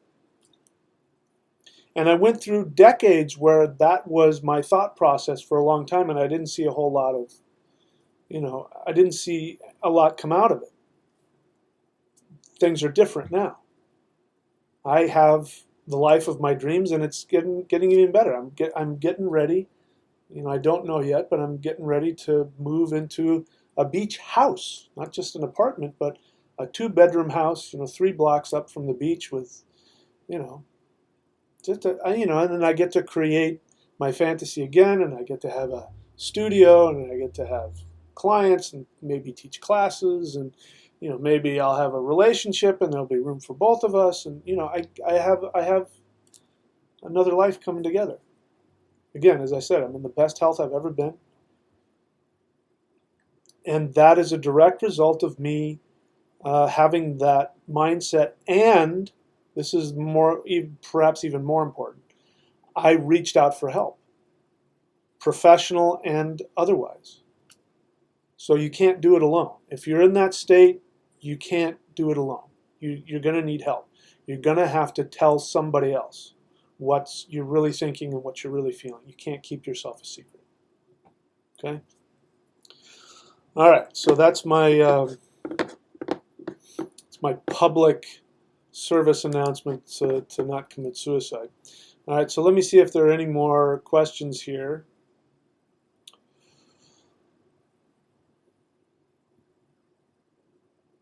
Yeah, so like Jane Jones and other people, it's not helpful if you just write cute sayings or if you write your, that's more time for me. I have to scroll through. I really want people just to write questions and not kind of throw cute things out or, if you're new to the channel, you don't know any better, so I'm not trying to give people a hard time. But the less that I have to read other people's stuff, the easier it is for all of us. The easier it is for me to do my job. Jane Jones' question, no, I already asked that. You ask things like, do the roots lead us into the distant lands? I don't know what that means. Suicided by Illuminati, I don't know what that means. Rami, question. Back in the time about 200 years ago, I read, now were you reading this 200 years ago? Or are you saying you read about something that was going on 200 years ago?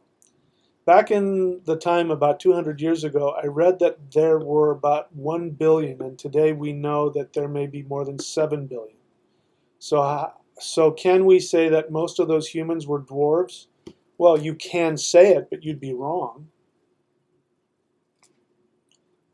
You're operating from an assumption here, which I don't share. So remember, assumptions will create the basis of all of your thought processes. If you have an inaccurate assumption, then every conclusion that you make after that will also be inaccurate. Your assumption here is that there is a fixed amount of souls, and there isn't. Unless you're asking me this, which is what I've said earlier. So forgive me, I could have misjudged your question. You may be asking me, have these dwarves turned into souls? Okay, assuming that's your question, which now that my apologies, I wasn't seeing it clearly. That is what your question. Again, to understand that, if you're new to the channel, what I teach is that souls, like you are soul, the part of you that's listening to me now is a soul. At one time, you were a being known as a dwarf. Dwarves are not little people with pointy hats. That's not a dwarf. A dwarf is a conscious entity who is made up of emotional energy and whose source is pure life force energy. And according to the mythology, the Aesir, the celestial gods, created humanoid beings which were called dwarves. Now there's another myth, I can't remember the name of it, but there was where they fight the dragon. And this is, by the way, the dragon in The Lord of the Rings, Smaug, was taken directly from this Norse myth, and I can't remember the name. Can't remember the name of the myth, but anyway, there are these two brothers, and one of the brothers turns into a dragon, who is, who's obsessed with gold. And this is where this comes from, by the way. The Aesir, the Helm of Awe, was created by the other guy, Sigurd, I think his name was. And he created this in order to destroy the dragon. So there's all kinds of symbolism behind that. But the brother that turned into a dragon, right, I got my there we go. The brother that turned into a dragon was said to be a dwarf. But earlier on in the myth, they're two humans. They're two brothers walking around. So you can see a dwarf and not tell the difference between a dwarf and a human. We get our human nature from our dwarf nature. The soul is something else. The soul is connected to the celestial gods. So the soul is like an Aesir, an Os, a celestial deity in human flesh. But we get our emotional nature. We get our subconscious mind to intend reality. Our ability to create reality with magic comes from our dwarf nature. Because it says that the celestial deities, the Aesir, took life force energy. I mean, I won't get into it, but it's in the mythology, in the symbolism. They literally took the life force energy of the universe and they created humanoid beings. These humanoid beings are emotions that have conscious awareness, and they are here to learn and grow. And what they do is this is your lower self. You can also create dwarves all the time with your emotions. And these dwarves later have the opportunity to become human souls. And the way that they do it is they're the lower self. So you have a responsibility to become conscious of all of your unconscious and subconscious issues. If you choose not to do that, then what ends up happening is you create a lot of imbalanced dwarfs that can go out and cause all kinds of problems and perhaps become trolls or become negative entities, or they get squished out. This is what a ghost is, by the way. A ghost is not a soul that's trapped on the earth. Now, I'm open to the idea that some souls do get trapped here. But your average ghost that's walking down the halls of the castle and is moaning or is trying to find the treasure or keeps jumping off the cliff every night, the ghost that keeps committing suicide, that's not the soul. That is the emotional lower self that got squished out of that person, and it still thinks it's that person's identity. So your identity, mine is Michael William Denny. That's part of my lower self. That's not my soul. My soul is not that. Again, that's why I get all messed up and bent out of shape, because this woman right here, I don't know if you can see her, she's not alive anymore. That physical body doesn't work anymore. It's now no longer functioning. The brain in there doesn't work. All of the emotions and the personal human limitations and things that we would see about her as her character, the majority of those things died when her physical body died. And when the soul, when the lower self dies and the person is not connected on all three levels, that lower self squishes out and becomes a ghost. That's what a ghost is. And then the soul will go to the underworld and will have to work through all of its issues, and then we'll have to come back. You have a responsibility. So how you live your life is, you're going to create chaos, more chaos, potential chaos, or you're going to create more, more healing and evolution. And if you live your life according to your soul desire, your lower self will become balanced, and those entities within you, the dwarves and all of that, will then become connected to the elves, which means that they will get a chance to move up the ladder. And one of them may become a soul at some point. So, if you think it doesn't matter, just however I live my life, you hear this from like alcoholics and drug addicts. I'm not hurting anybody but myself. Wrong. You are hurting other people. I can tell you, anybody in you that comes in your field of experience, if you are living that kind of, and I'm not judging it, I'm just telling you, if you think that you can, damage yourself in those kinds of ways, and it doesn't have to be drugs and alcohol, it could be anything. But when you live in a way that you damage yourself, when you heap damage on yourself, then you're creating an unbalanced, nature down here, which could create a demon when you die. You have a responsibility. Now eventually you'll get it, so don't get me wrong. Eventually you'll get it right. But why not just make the determination to be conscious now? Why not? And no matter how you look at it, it's going to be difficult. If you're looking at you don't want to go through the pain, or you don't want to go through the discipline of it, you're going to have to go through it eventually. So why not do it now? Because if you put it off, it's just going to be harder later. The longer you wait, the harder it gets. That's just the way it is. All right, so my apologies, Rami. I misunderstood your question, but I think I answered it. So, Miguel Bruxo question: what should I do to cure my insomnia? I have no idea. I don't know what the cure of your insomnia is. I don't know if it's physical, emotional, diet. I don't know if you're drinking too much coffee. I don't know if you're smoking weed all the time. I don't know what's going on with you. You go see a doctor. I'm in a place in my life where I've been only able to sleep at 6 a.m. and waking at 8 p.m. And I've been on this for 5 months, and a lot of times, so I don't know. Like I said, I don't know, and I can't help you. I don't know what the reasons are. You need help. I mean, honestly, you're asking somebody a typed-in question on an internet forum. Do you honestly think I'm going to have the answer for you? Go see a doctor, please. Find out if it's physical. Go see a psychiatrist. Come on, you guys. You can't do this alone. Please think through your questions. I wish you all the best, but I can't help you. All right, so let's see. Any more questions coming up? Yeah, Jane Jones. It would be really helpful if you limited, just keep writing and telling, repeating what I said.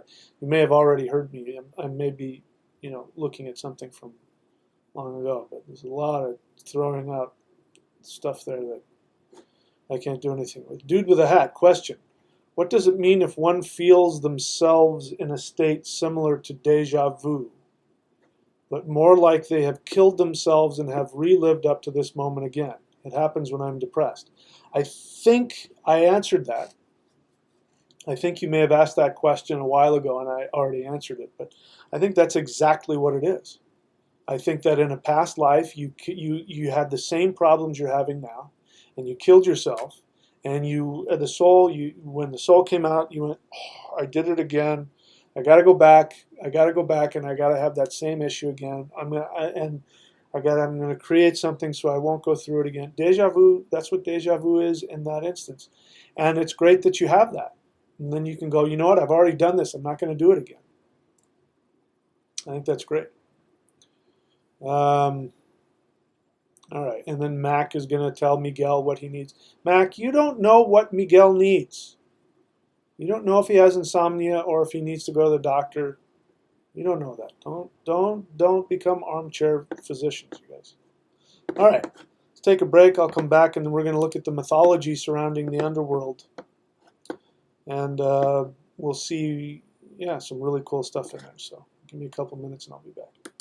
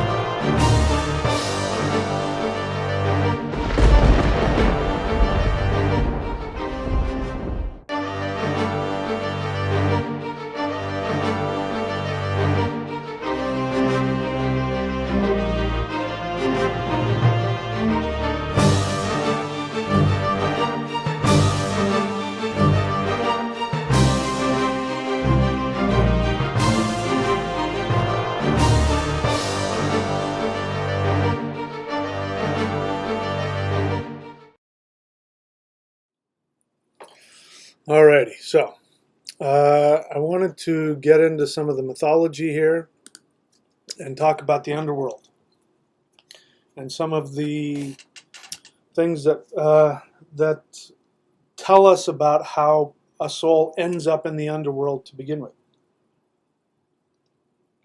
I've already talked to you about how somebody goes to Valhalla or Folkvang, which is after they've lived fearlessly going after what they want, their true soul desire. When they've experienced all the things that the soul wants to experience, it doesn't need to come back. But what about what brings souls back? So I'm here reading from the Voluspa, which is translated as the speech of the staff carrier woman. Staff carrier women were female shamans, seers. They were able to see into the other realms. They could see the future and all that kind of stuff. And they carried staffs.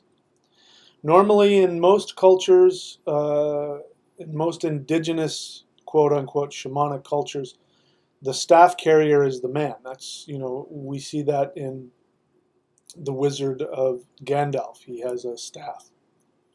But in the Germanic tribal tradition, it was the women that carried the staff. That's significant because the staff represents the male, the strength of the male, the strength of the masculine. What that means is that even though the Germanic tribal mindset was very, what we would consider to be masculine, this warrior culture, and men into battle and strength and all that kind of stuff, they trusted their strength to the females. And the females were the ultimate last word of the gods. If you wanted to find out what the gods wanted, you went to a female staff carrier, and she would tell you. This is interesting because the battle that changed Europe forever was when the Romans were aligned. I think it was just on the other side of the Rhine. I'm not sure where it was, but they were aligned, and they were going to go into, what was then unconquered territory, which is the Germanic tribal territory. And the Germanic armies were on the other side, lined up, and the Romans were camped on the other side. So they're camped on wherever the heck this was, some giant field somewhere. We're talking thousands and thousands and thousands. And the Germanic warriors, their staff carrier, the seeress, told them, don't attack.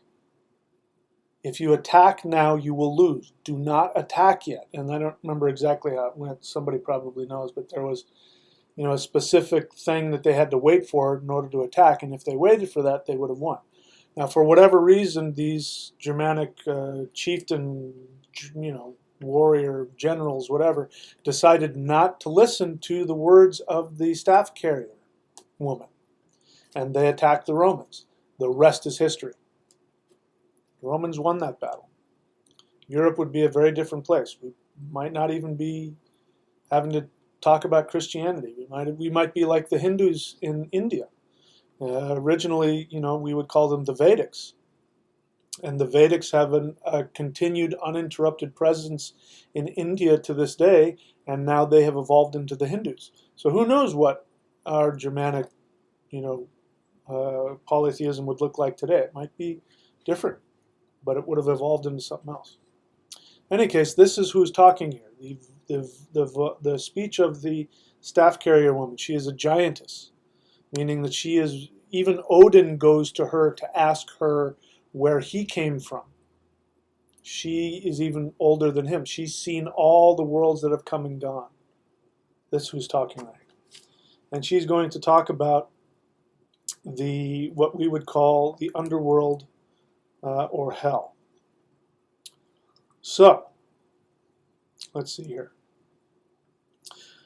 This is, I think, verse 39 or something. I guess stanza 39. I don't know what they call it.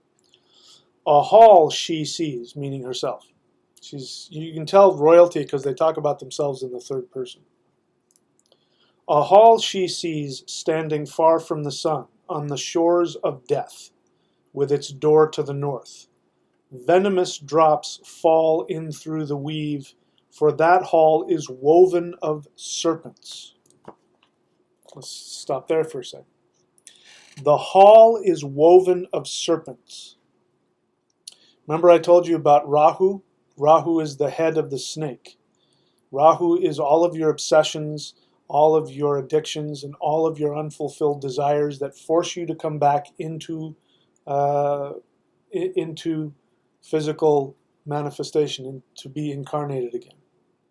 So a serpent always, serpent represents wisdom, but where is this wisdom coming from? People want to, say, oh, the serpent, and it's forbidden wisdom and all that. That's true, but where does it come from? It comes from experience of doing the wrong thing. The thing that is not going to get you what you want. Going after something that cannot bring you happiness or satisfaction.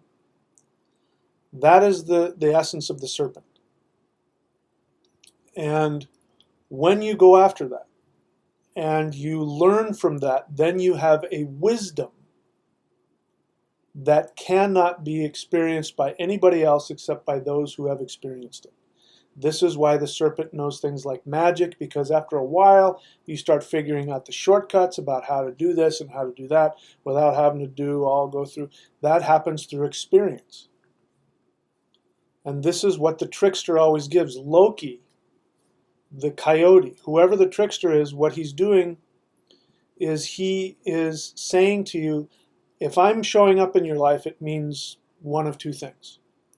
I am going to help you to either deceive yourself and get yourself into some trouble.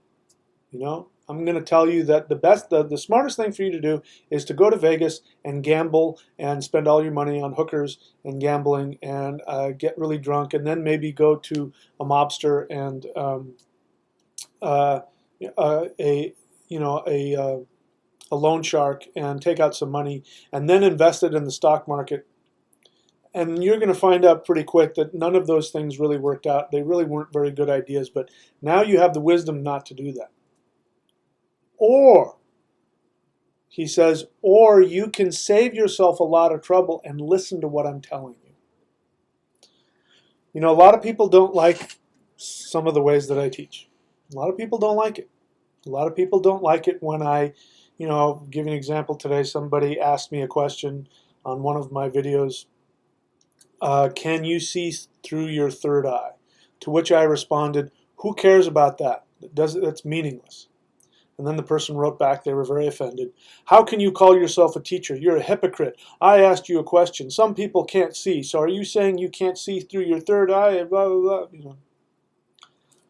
And my job I'm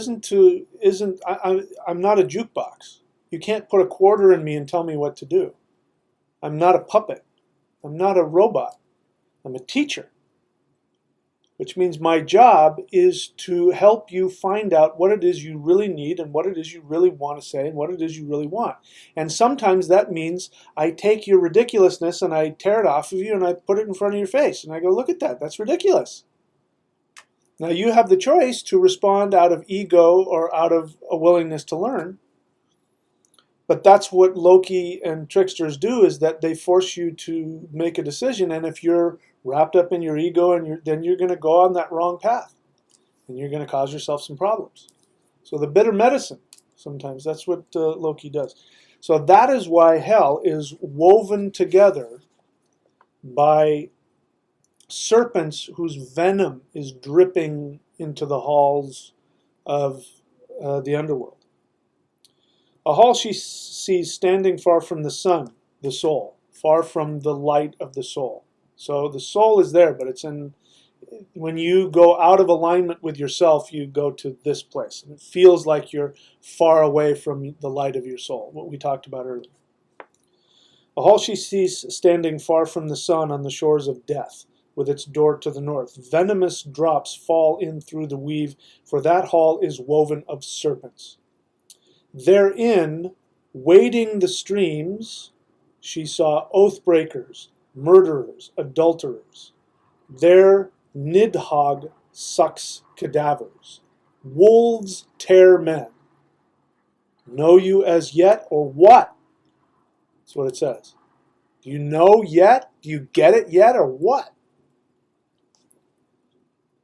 It's hard to hear in this language. So it says that there's venom dropping because there are snakes weaving, you know, the cave is made up of snakes and there's venom dropping.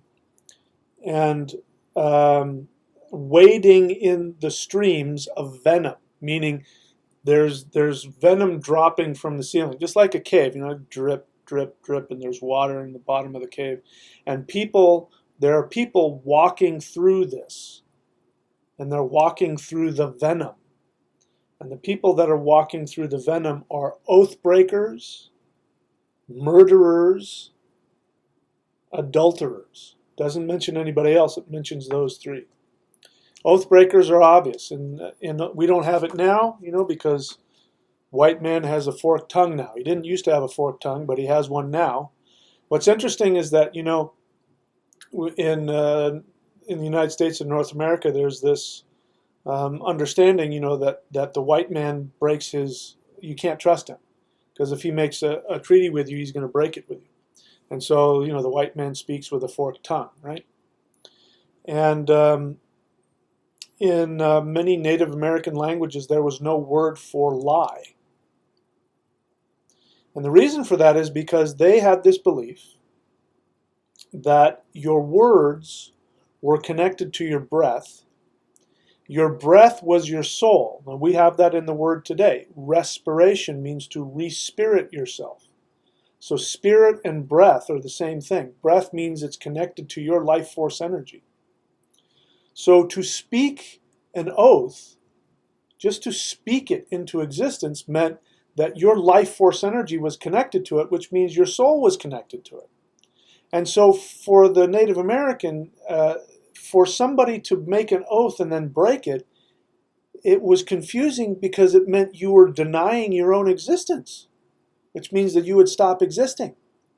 And so they didn't have a word for lying because it didn't, why would you, your words, the words are sacred. Now I'm giving you all that because we as modern Westerners have this understanding. We've seen enough movies. We know that, oh yeah, the noble, savage Native American and the bad white man, and I'm a white person, but they had this unusual thing. Our ancestors had the same thing. The worst thing that you could do in tribal Germanic society was to break your oath. For the same reason. Your oath was connected to your breath. Your breath was your life force. When you put your life force something into saying, here's my oath, I am going to do this, I'm committing to do this, that once you do that, you're committed. It's over. It's written into the fabric of the universe. When you break an oath, besides whatever damage you do to whomever you've promised your oath to, when you break an oath,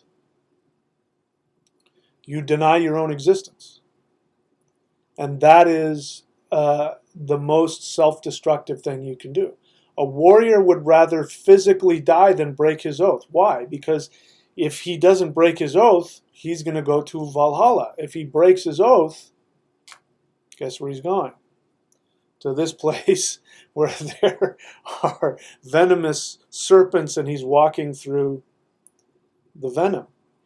He put himself there. It means that when you do that to yourself, you take yourself and you put yourself into a place of self-imposed exile and self-imposed judgment until you're ready to forgive yourself and move on. So there are people in the underworld that aren't in a great place, and it's because they are upset with themselves. They're punishing themselves for breaking their oath. Murderers. So to murder somebody, that's not going into battle, and we could talk about, is there such a thing as, killing somebody in defense of the weak or the innocent. That's different from murdering somebody, where you go to somebody's house and murder them because they stole from you or you want to sleep with their wife or whatever. You don't have the right. You don't have the right to take somebody's life path away from them. You don't have that right. So when you do that, that is the same as as walking away from your own oath, because everything is a projection. Meaning whatever you're thinking and whatever you're feeling, whatever you see in others is about you. If you're murdering somebody, it means that you're really murdering yourself. It means, number one, that you don't trust the universe because you think by killing that person you can get whatever it is that you want, and that's not how it works. The universe gives you what you need when you follow your true path. So you're showing that you don't trust the universe. You're going against your own soul because your own soul is going to say, listen, that's their life. This is yours. Don't worry about their life. You're killing your own soul when you kill somebody else. So somebody who commits murder, they're going to have the same thing. They're going to have to go to the underworld and beat themselves up until they're done beating themselves up, and then they get to come back and do it over again. And then there's an interesting one here, which is adulterers. So adulterers are people who broke their oath. I want to be clear about this one, okay? Because adultery, it's true that,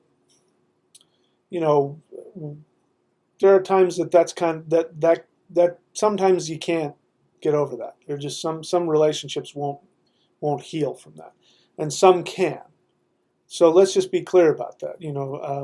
If an adulterer ends up in the underworld, it's because he or she won't forgive themselves, and so you can work through that. In Hindu, as I understand it, at least what I've been told, in Hindu understanding, there's 3 sins. Sin is, the way I look at it, is self-imposed negativity. There are three things that if you do in this life, you cannot repay that karma in this lifetime. You have to do it in at least one more lifetime. Those three things are murdering your teacher, rape, and gambling. Gambling? Well, it's because you're taking your hard-earned cash and you're throwing it away. You're really investing in that whole Rahu thing of, So there's a whole energy about that. There is something about getting what, earning what you get. Working for what you get and earning it. And gambling is, and I think it's because it taps into our reptilian brainstem. I think that's why. So now, I'm not saying it's true or not. It's not. I don't believe that there are biblical truths. I don't think any of this stuff is written in stone, and I don't think that there's 10 commandments. They may have that belief, and I think it's a really good one, but I don't think gambling is good emotionally and mentally. It's corrosive. Whether it means you're going to not be able to repair that in one lifetime or not, I'm not going to say. But I'm just giving you an idea, where this is all coming through. So therein, wading the streams of venom, she saw oathbreakers, murderers, adulterers. There Nidhogg sucks cadavers. Nidhogg. I forgot what that means. Nidhogg is the serpent underneath the world tree. And I'm wearing a shirt that has the world tree on it. You see that? Isn't that kind of cool? I just got that. Cut off the sleeves. I have to wear my costume and all.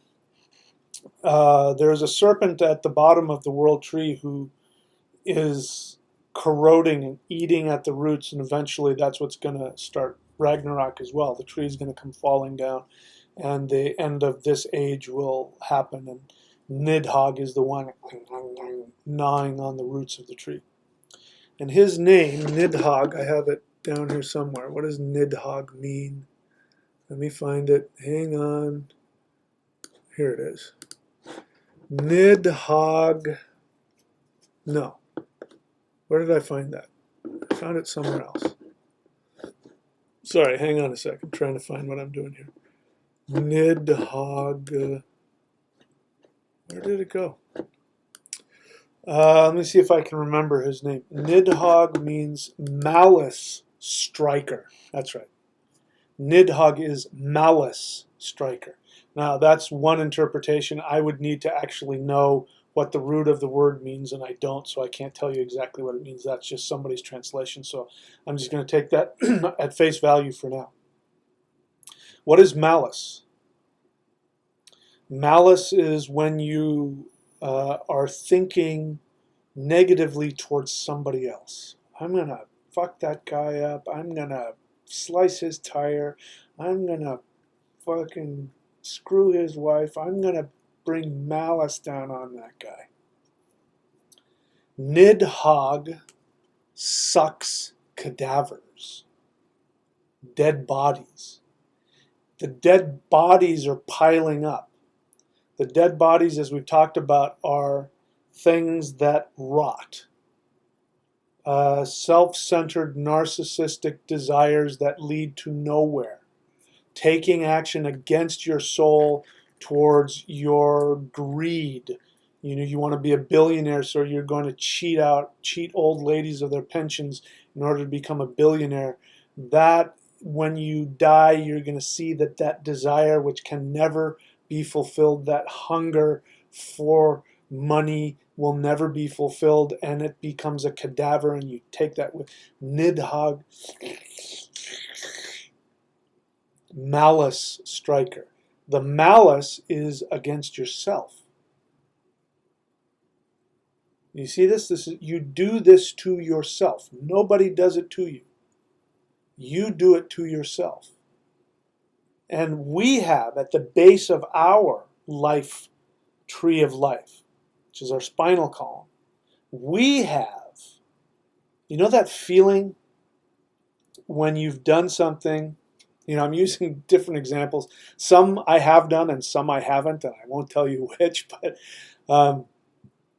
imagine, I haven't done this exact one, but going to Vegas and gambling and then spending all your money on hookers and then, borrowing money from, and then you wake up the next day, and in a drunken haze, that feeling of, oh my God, what have I done? Knowing that you can't just decide to snap your fingers and make it go away, that you're going to have to do a lot of work to get yourself back out of that hole. And that feeling, that's Nidhogg. He's sucking at your soul. That's Nidhogg at the base of your spinal column and your reptilian brainstem. We each have a Nidhogg. Nidhogg sucks cadavers. Malice striker. Wolves tear men. Know you as yet or what? Have you figured it out yet or what, man? Wolves tear men. Fenris, the wolf that swallows the universe. Fenris represents that aspect of ourselves, that the instincts and the appetites that are bottomless. You can never get enough of them. Alcoholics can never get enough alcohol. That's Fenris. Drug addicts can never get enough meth or whatever they're addicted to. That's Fenris. It's a bottomless pit. You will never, that wolf will never be satisfied. Those things tear at men. Men, what are men? Man. The word man, if you don't already know, is a Germanic word which means mind, moon, and human. Man equals mind, moon, and human. This is all one word. At one point in time, this was one word. When you saw a person, a human being, walking down the plains of East Africa, because that's where we all came from, you went man. The moon coming up in the sky, you went man.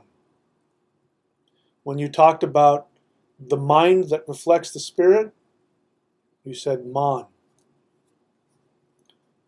It could have been a woman too. Man meant both male and female. It meant human being. Man means mind. Man means moon. What does the moon do? The moon reflects the sun. What is the sun? The sun is the soul.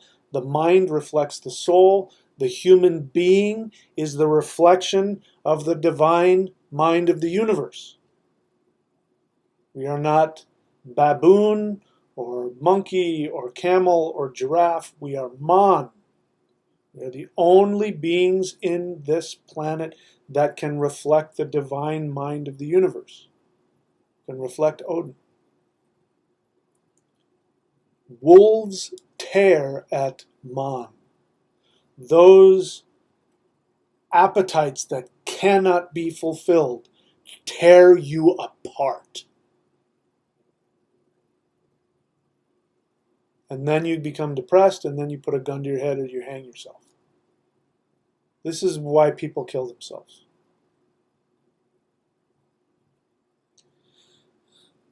Everything, every state of being. Even though I've had some recent challenges, I have to say I'm in a pretty good fucking place. Physically, mentally, emotionally, even financially, I'm good. I'm good. I've never been this good in my whole life. It took a lot of tiny little moments being put together of making choices.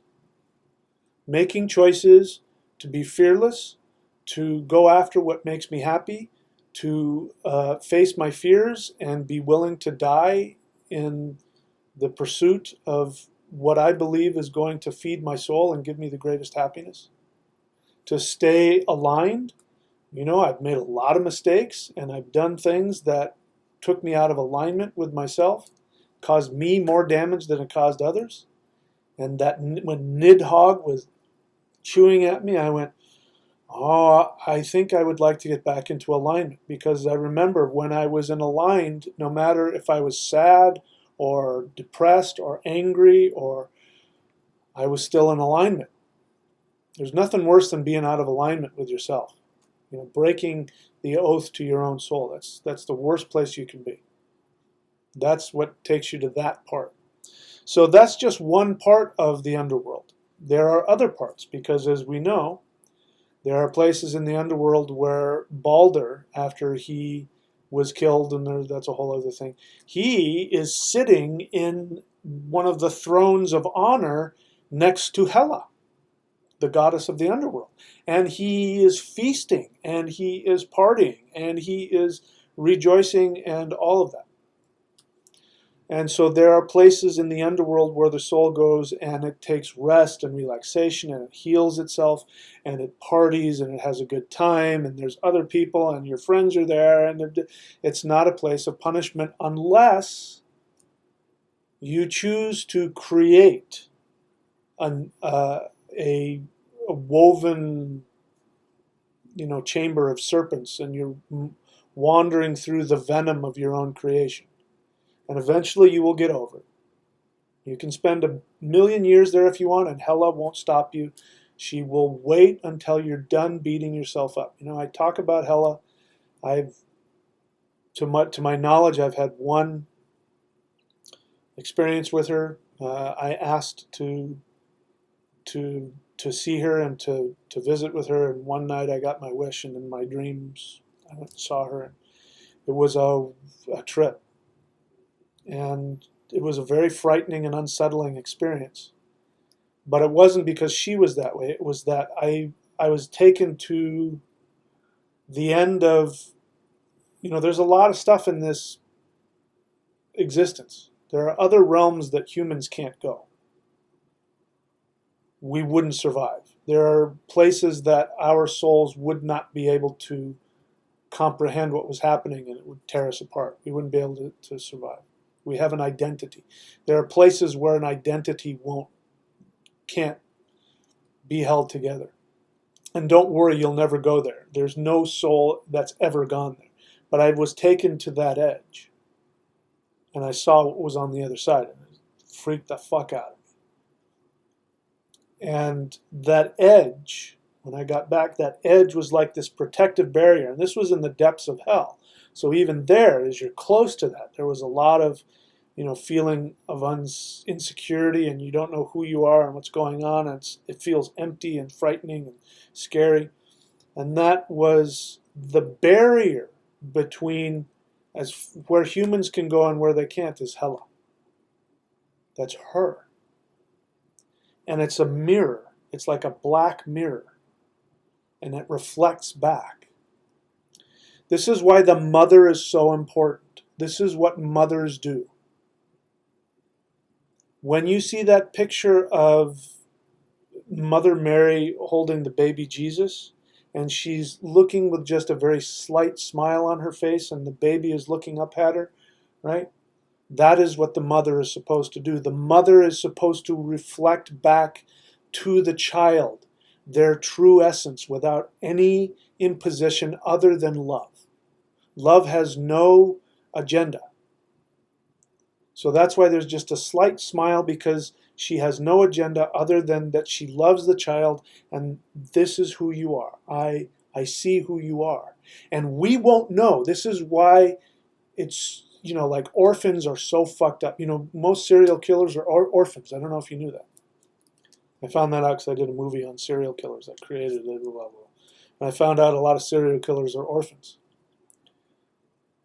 If you are incapable of your own to know who you are, you can't do it. You have to see yourself reflected in the eyes of those who love you without any agenda. So if you have gone through difficult circumstances, if you went through a difficult childhood and you are going through difficult times in your life and you go through sadness and depression, it is because you did not have that mirror to reflect back who you were with no agenda other than love. And when we're in that state of emptiness, it creates depression, suicidal feelings, pain, sadness, misery, and all kinds of emotional and mental fucking issues. That's where all craziness comes from. It comes from there. Now, don't be a victim. You chose to do that because you wanted to learn. But that's who Hela is. And when I really connect with her, I get very emotional because there is no essence in the universe more loving than her. Because there is no essence in the universe that has zero agenda. Everything, the gods, every other being in the universe, no matter how evolved they are, they at least have a tiny bit of an agenda. She has no agenda other than she loves you and wants to reflect back your identity to you. That's who Hela is. And that's what happens when you go to the underworld. Even if you're taken to that edge, to the edge of that black mirror, what ends up happening is that you then get to see. And if you see a cadaver looking back at you, it means you're holding on to a lot of your own shit that's just rotting and won't give you any satisfaction. That's all it is. It's just a reflection of what's there. It can't do anything to you.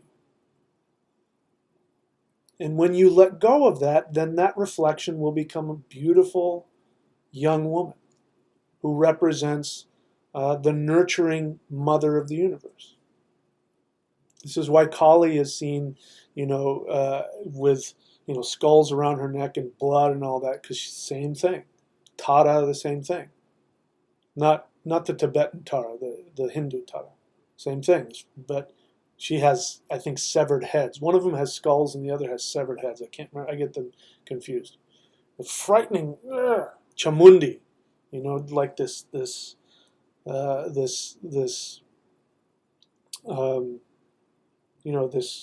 skeleton, rage, Chamundi. These are all goddesses. They're mother goddesses. And they're always seen in this horrific fashion because they are the entities that love you so much they won't hide the truth from you. And the truth is, that is you. That's how you feel about yourself. That's not them. That's you. They're reflecting back to you how you really are. And they're holding you. They're holding space for you. They're holding you in that. There was a time in my life when I was, 17, I think. And if I look back astrologically, what was happening at the time, there was a lot of stuff going on where I was being, Saturn was working really hard to bring me around from all kinds of stuff. And I would wake up, I'd close my eyes, and as I was closing my eyes, I could see next to me was a woman's skeleton next to me. And I'd open my eyes and look next to me, and there'd be nothing there.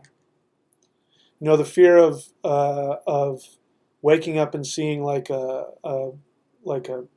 scary feminine deity holding a severed head. These are the mother goddess who are showing you that they're taking your ego away. They're taking your narcissism away. Who else but mom will wipe your ass? Who else but mom sits there for hours and picks out, little splinters out of your finger? Who else but mom sits there and squeezes blackheads on your face? Mom does that. Dad doesn't do that. Mom does that. So it doesn't matter what you go through, it's temporary.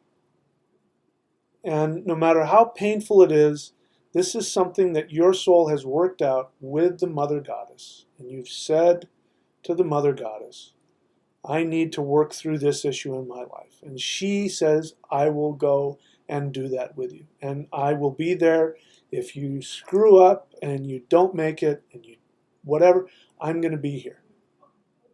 Whatever it is you need. This is Hela. This is the underworld. So don't let it destroy you, whatever it is, because it's temporary. All right. So let's see if there are any questions here. All right.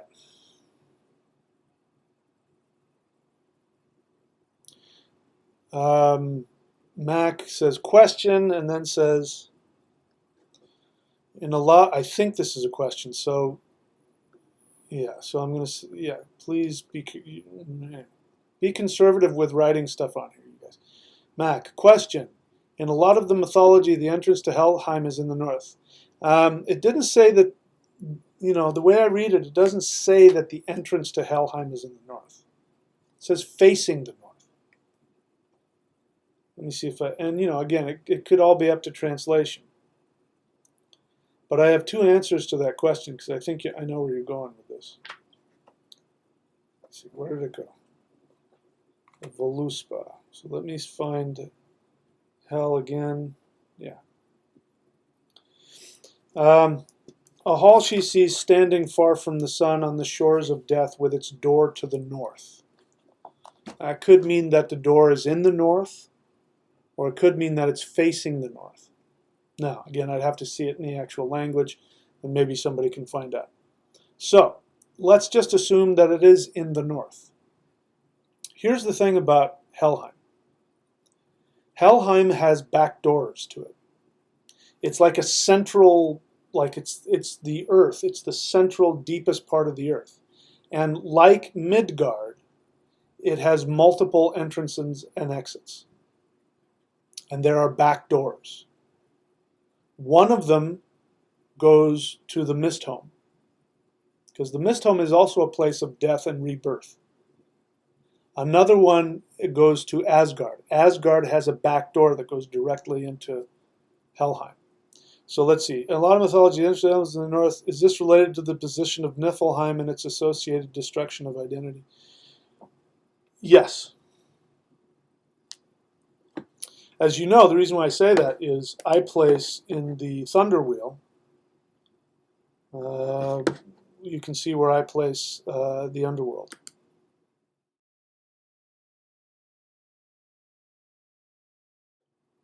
It's in the southwest. But it has a direct back door that goes all the way into Asgard, which we've talked about that. See, Asgard's, this is something that people don't realize, but during the war between the Aesir and the Vanir, the ramparts, the protective walls of Asgard, because Asgard means the fortress of the Aesir. That fortress, the fortress wall was broken. The Vanir destroyed the walls to Aesir. So, unless there's something else in another myth that I forgot, which I think could have been when Loki created Sleipnir. They were trying to fix the walls of Asgard. I believe that's because of the war between the Aesir and the Vanir. So those walls are broken. They're never really completely intact. Once they were broken in the war with the Aesir and the Vanir, it's never been stable. So there's a breach in that wall. And through that breach comes entities out of the underworld. And that is why the northeast is the sacred position of the altar. I don't know if you know that, but at least in Vastu Shastra, which is East Indian, and also in the Taoist tradition as well, the northeast is the most sacred, but it's also a doorway that demons can come through, which means that you put an altar there. The reason why you put an altar in the northeast is so that you make sure that when you worship the gods, honor the gods which represent the highest and the truth, and that you don't become a fundamentalist. If you get too extreme and you become a fundamentalist and you start thinking you're committing wars and atrocities and all that in the name of God, then that ruptures the wall of Asgard and the trolls and the demons from the underworld come out. So Asgard has at least two back doors not Asgard. Helheim has at least two back doors. One to the Mist Home and one to Asgard. Interesting fact. Or mythological symbolism.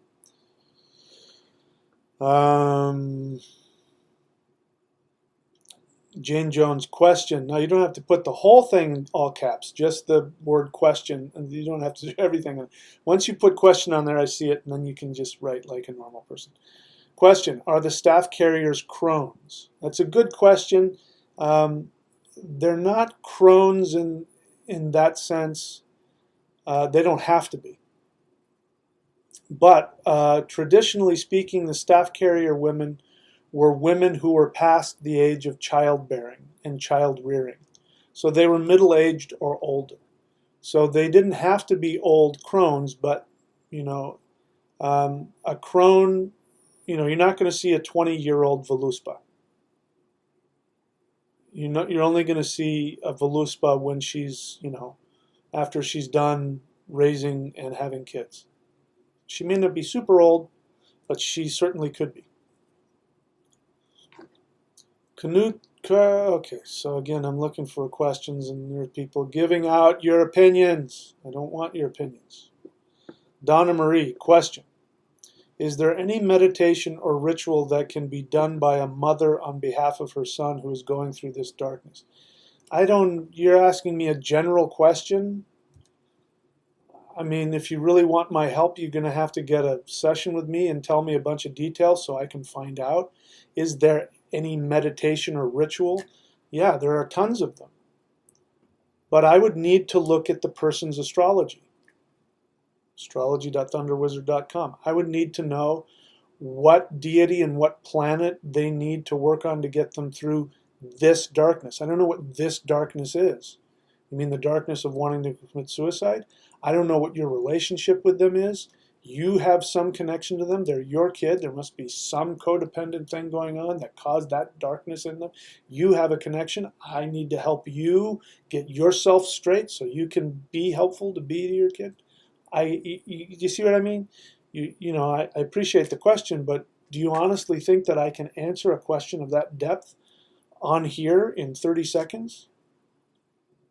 You can't do this shit alone, guys. If you're not going to get help from me, get help from somebody. You're telling me you've got a kid who's suicidal? You need help. Having said that, now that I've, stop fucking around. If you haven't got, maybe you've gotten professional help, and so if you have, great. If not, if you're just sitting there in this dysfunction and codependence, and your kid wants to kill himself, and you need to go do something about that, please. Having said that, once you've taken care of what you're responsible for, getting some help, you can do this. The Hula breath. That's what you need to do. You need to connect directly to Mother Earth. And you can go onto my channel and look for that, and I'll teach exactly how to do that. That's the ritual that you should be doing to fix yourself. You also need to find out what you need to do to help yourself. You can't help anybody else if you're not whole. So you got to make yourself whole first. It's like when you're, what they say when you're in the plane and the plane is about to crash, right? And you've got kids.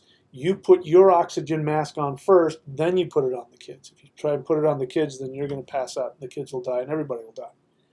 You take care of yourself first. So the Hula breath will get you that. Other than that, if you really want my help, you're going to have to get an astrological reading from me and a session with me so that I can know what's going on and be able to give you specific advice.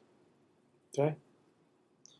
So regardless of what you do, I wish you all the best, and I hope you can find what you need to get him the help that he needs, and yourself.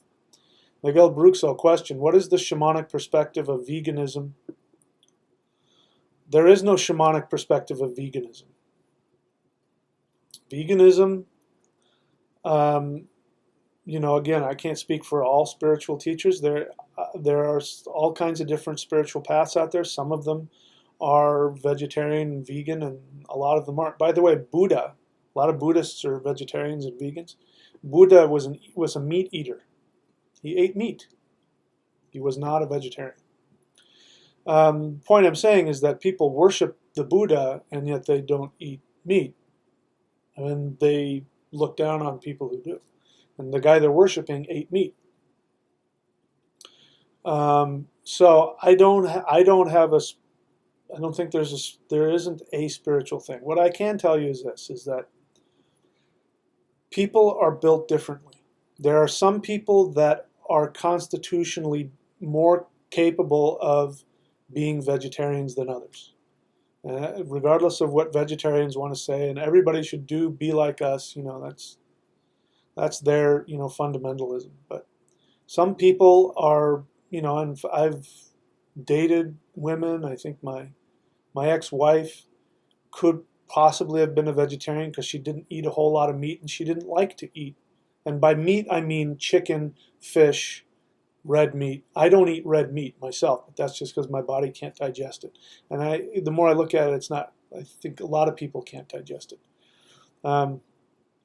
But when I say meat, I mean flesh of any kind.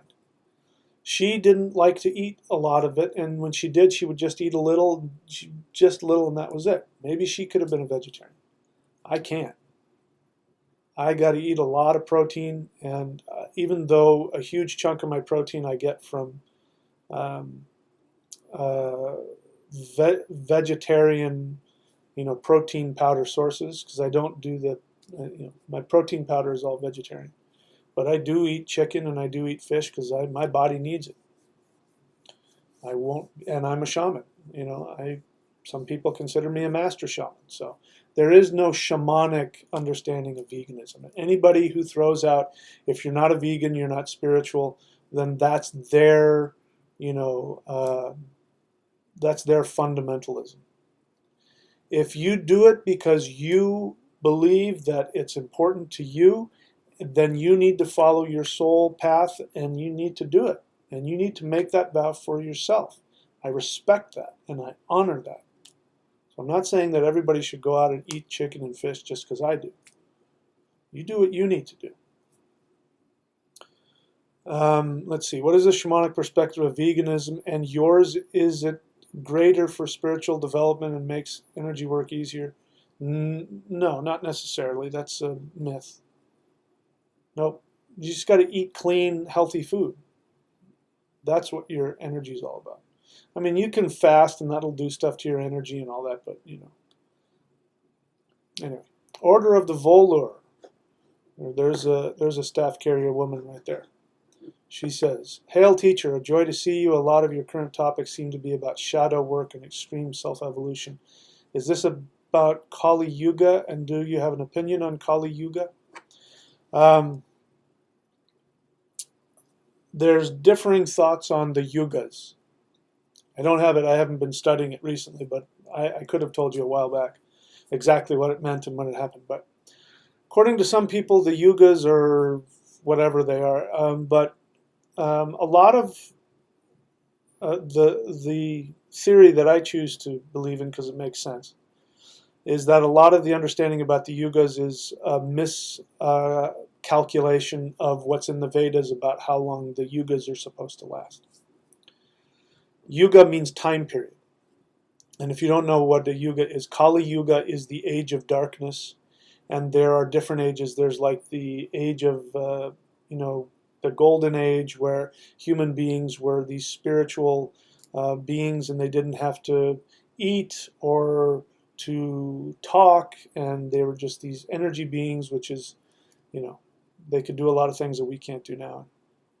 The idea is that at the center of the galaxy is like the center of spiritual essence, and as our solar system in the galaxy is way out here now, this is Kali Yuga. When you're the furthest away from the galactic center, then people are only, I think, 25% at their spiritual capacity. And when they were here closest, they were at 100% of their capacity. So there's different ages that mean different things, and Kali Yuga is the furthest. Now, according to the theory that I subscribe to, Kali Yuga started in the age of Pisces, which was 2,000 years ago, which is what? When Christianity and monotheism came in, and the Middle Ages was literally the middle of Kali Yuga. And what was going on in the Middle Ages? People were being burned alive at the stake. They were having their skin peeled off. People were being put to death because they wouldn't, they were being forced to accept monotheism.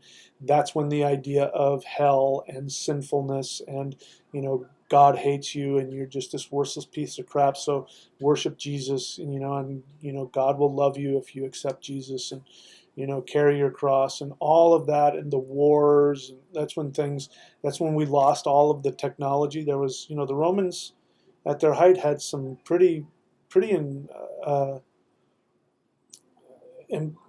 really intense technology. Like they could do stuff. We're still trying to figure out how they did it. The Romans and in Alexandria, they were starting to understand that the world was round, and they were able to calculate the circumference of the earth to like almost exactly whatever. And then monotheism came in and burned up all that knowledge, and people died. And that was right smack dab in the middle of Kali Yuga, according to this understanding.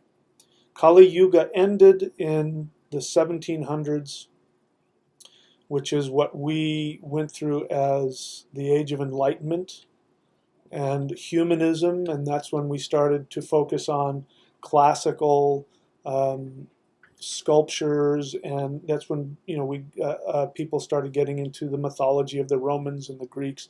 It means that if the center of the galaxy is here, right, and we're now here, and we start moving back towards the center of the galaxy, we line up with the other side when our ancestors were worshiping the gods. And then as we get closer and closer, we're going to start going through other things. So we're in what's called Dvapara Yuga, which means the age of half and half. So in Kali Yuga, there's only 25% awareness.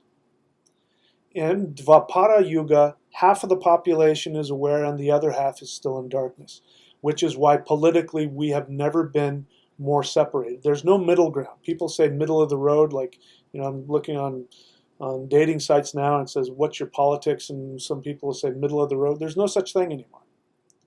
Sorry, there isn't. You may want there to be. You may want to be middle of the road. But when it comes to going to the polls and voting, you're going to have to vote full-on hardcore fascist or full-on hardcore, what's the other one? You got fascism, and then you've got chaos or lawlessness or whatever. I'm using extreme examples, but there's no middle ground anymore. That's because we live in the age of Dvapara Yuga. It means that also that those who are holding on to the old ways of Kali Yuga are going to fight back the hardest, but it is a dying last gasp. It means that freedom and awareness is coming with the age of Aquarius. With the age of Aquarius, we are coming out of the age of Pisces. We're coming into the age of Aquarius. Aquarius is going to bring equality for the masses. It's the highest understanding of Saturn. Saturn goes through Capricorn, which is hard work. And then 11, Aquarius, comes to its awareness, and it brings the masses. It's the death of the elites. That's why everybody's talking about the Illuminati and the elites. It's because there's this awareness that the elites are going to come crashing down and the masses are going to come up. And while we're just in the beginning of it, people are going through all kinds of conspiracy theory, nut job craziness. But it's coming from an awareness that the elites are going to fall. So you just have to be a little more patient. The elites are going to fall. It'll just take a little time. So, then we could talk about what is Ragnarok and all that, but that's a whole other thing. Let's see. No more questions. Wisdom has all kinds of thoughts he wants to throw out there, but again, I only want to look at your questions. I'm not interested in your thoughts. I'm only interested in mine. It's my channel. Okay, so we'll take a little bit of a break, and if there are anything else that I want to say and any questions, we'll take them. So be back in a couple minutes.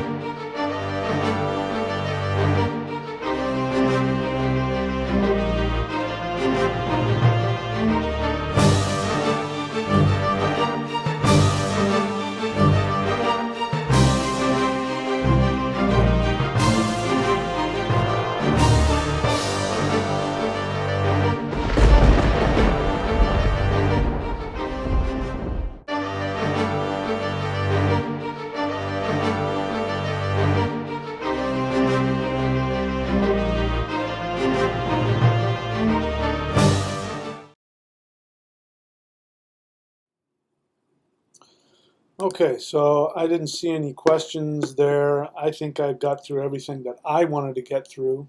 Um, Hella made an appearance and spoke to us a little earlier, which I appreciate. And I think she was the one that wanted to talk about this today. There must be something going on. I haven't taken a look at what's going on, generally speaking, astrology, but there must be something going on because, we've got two celebrities that killed themselves. I know I went through some really nasty stuff here not too long ago.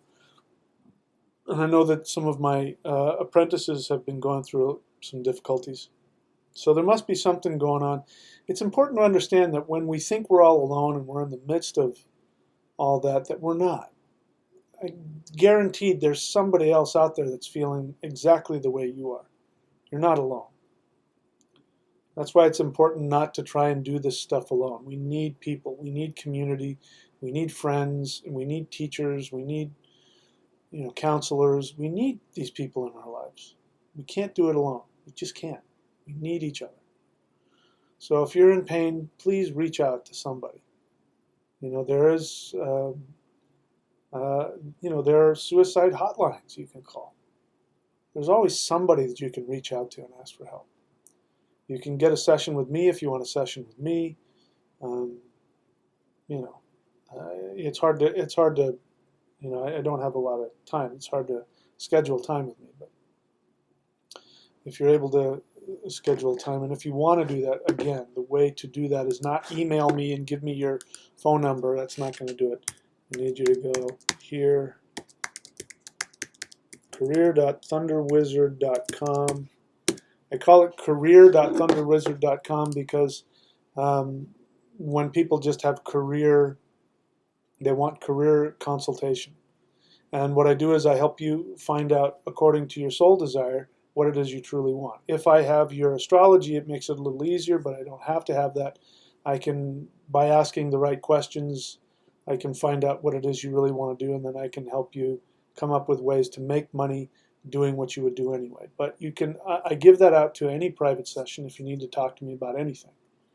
You go there to secure your a session with me. Speaking of which, the astrology site, astrology.thunderwizard.com, you can save $200. Getting an astrology reading from me is going to cost almost $300.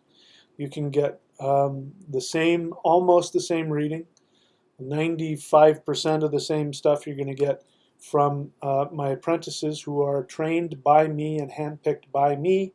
And they know my method, and you can get a reading from them for $108. And they're not as booked up as I am, so you can get it a lot faster.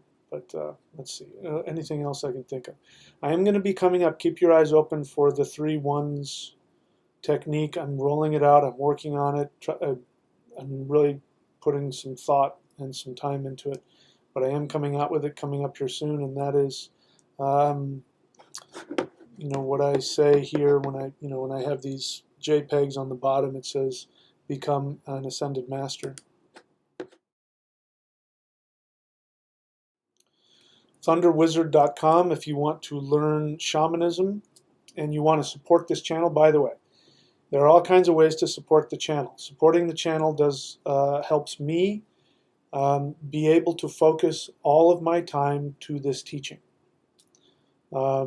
If you want me to only be spending time coming on here and doing videos, then supporting this channel is how you do that. The best way to support it, if you're not using one of my services, like the astrology readings or the whatever else, celestial qigong or whatever, if you're not using one of the services, then the best way to support it is to go to thunderwizard.com and subscribe at the $25 level. That will give you access to all of the private videos. I don't know how many there are, but if you start from the beginning, you'll learn my brand of syncretic spirituality, which we call shamanism, which is the knowledge of not just my ancestors, but other ancestors and the science that they created over 200,000 years. You can learn that from the beginning, step by step. People ask me, well, how do I have a shamanic journey? How do I do this? Or how do I open my third eye? How do I do that? train with me step by step, and you'll learn. You'll learn that from the beginning. You can do that at thunderwizard.com, and I do a new video just about every week. Sometimes I'm a little tardy, and sometimes I throw two together, but just about every week I'll put a new teaching video on there. So that's the best way to support the channel. All right, so that's all I can think of. I'll take a last look here to see if there are any questions, and if not, I will wish us all a happy Saturday. Nope. So wisdom, you're obviously new to the channel, and you're, again, what I don't want people to do is come and I don't need your help. You know, you're not my co-instructor. You're not there to type in editorially what I'm saying or correct what you think is different. I especially don't want people talking about Jesus. I mean, I talk about Jesus in a certain way, but people who start talking about Jesus like they're going to teach from the Jesus, I'm going to block them from being able to comment on the channel. It's nothing personal. So you're new to the channel, don't know any better, but if I see you trying to do that and talking about Jesus, I'm just going to block you, and then you won't be able to comment at all. So I want you to be able to come here and ask questions, but you know, and people do show up and they're new and they don't know anything about my channel. This is all this stuff here. If you want to know what it is that I do, go to michaelwilliamdenny.com. You'll see all of my books. And if you want to see all the videos and the DVDs that I have on Amazon, go to videos.michaelwilliamdenny.com. If you want the most powerful energy work that I've ever seen, taught publicly, go to qigong.thunderwizard.com. It is not only going to give you enhanced energy and awareness and give you enlightenment, it will also give you an energy field that will drive away negativity. Meaning, if you walk into a haunted place and you do this, ghosts will all scatter. You walk into a place where there are demons, the demons will get up and leave. I'm telling you, I've seen it with me. If you want that kind of power, go to qigong.thunderwizard.com. All right, I think I've plugged everything there is to plug here. All right, that's all for me today. Wish me luck. I am in the process of applying for a house, a 2-bedroom house, 3 blocks from the beach. I think I'm going to take it, but I'm going to go through it. So meditate on that if that's the will of my highest soul essence, that I go after that and I get it, and can be even more effective than I am now. So that's all for me, my friends. I look forward to our next encounter. May the power of Mother Hela allow you to see your true essence in its greatest potential. And may you be given the strength and the hope to continuously act fearlessly and go after the battle for your soul. And may you continuously die to yourself so that you may achieve your highest soul awareness, and that you can also go to Valhalla and Folkvang with the brave souls who have gone before us. So it is requested, so it shall be done. All right. Thank you, my friends. From the bottom of my heart, I thank you for allowing me to do this. You're part of this. You're really part of my happiness and my awareness as well. I can't do this without you. So until next time.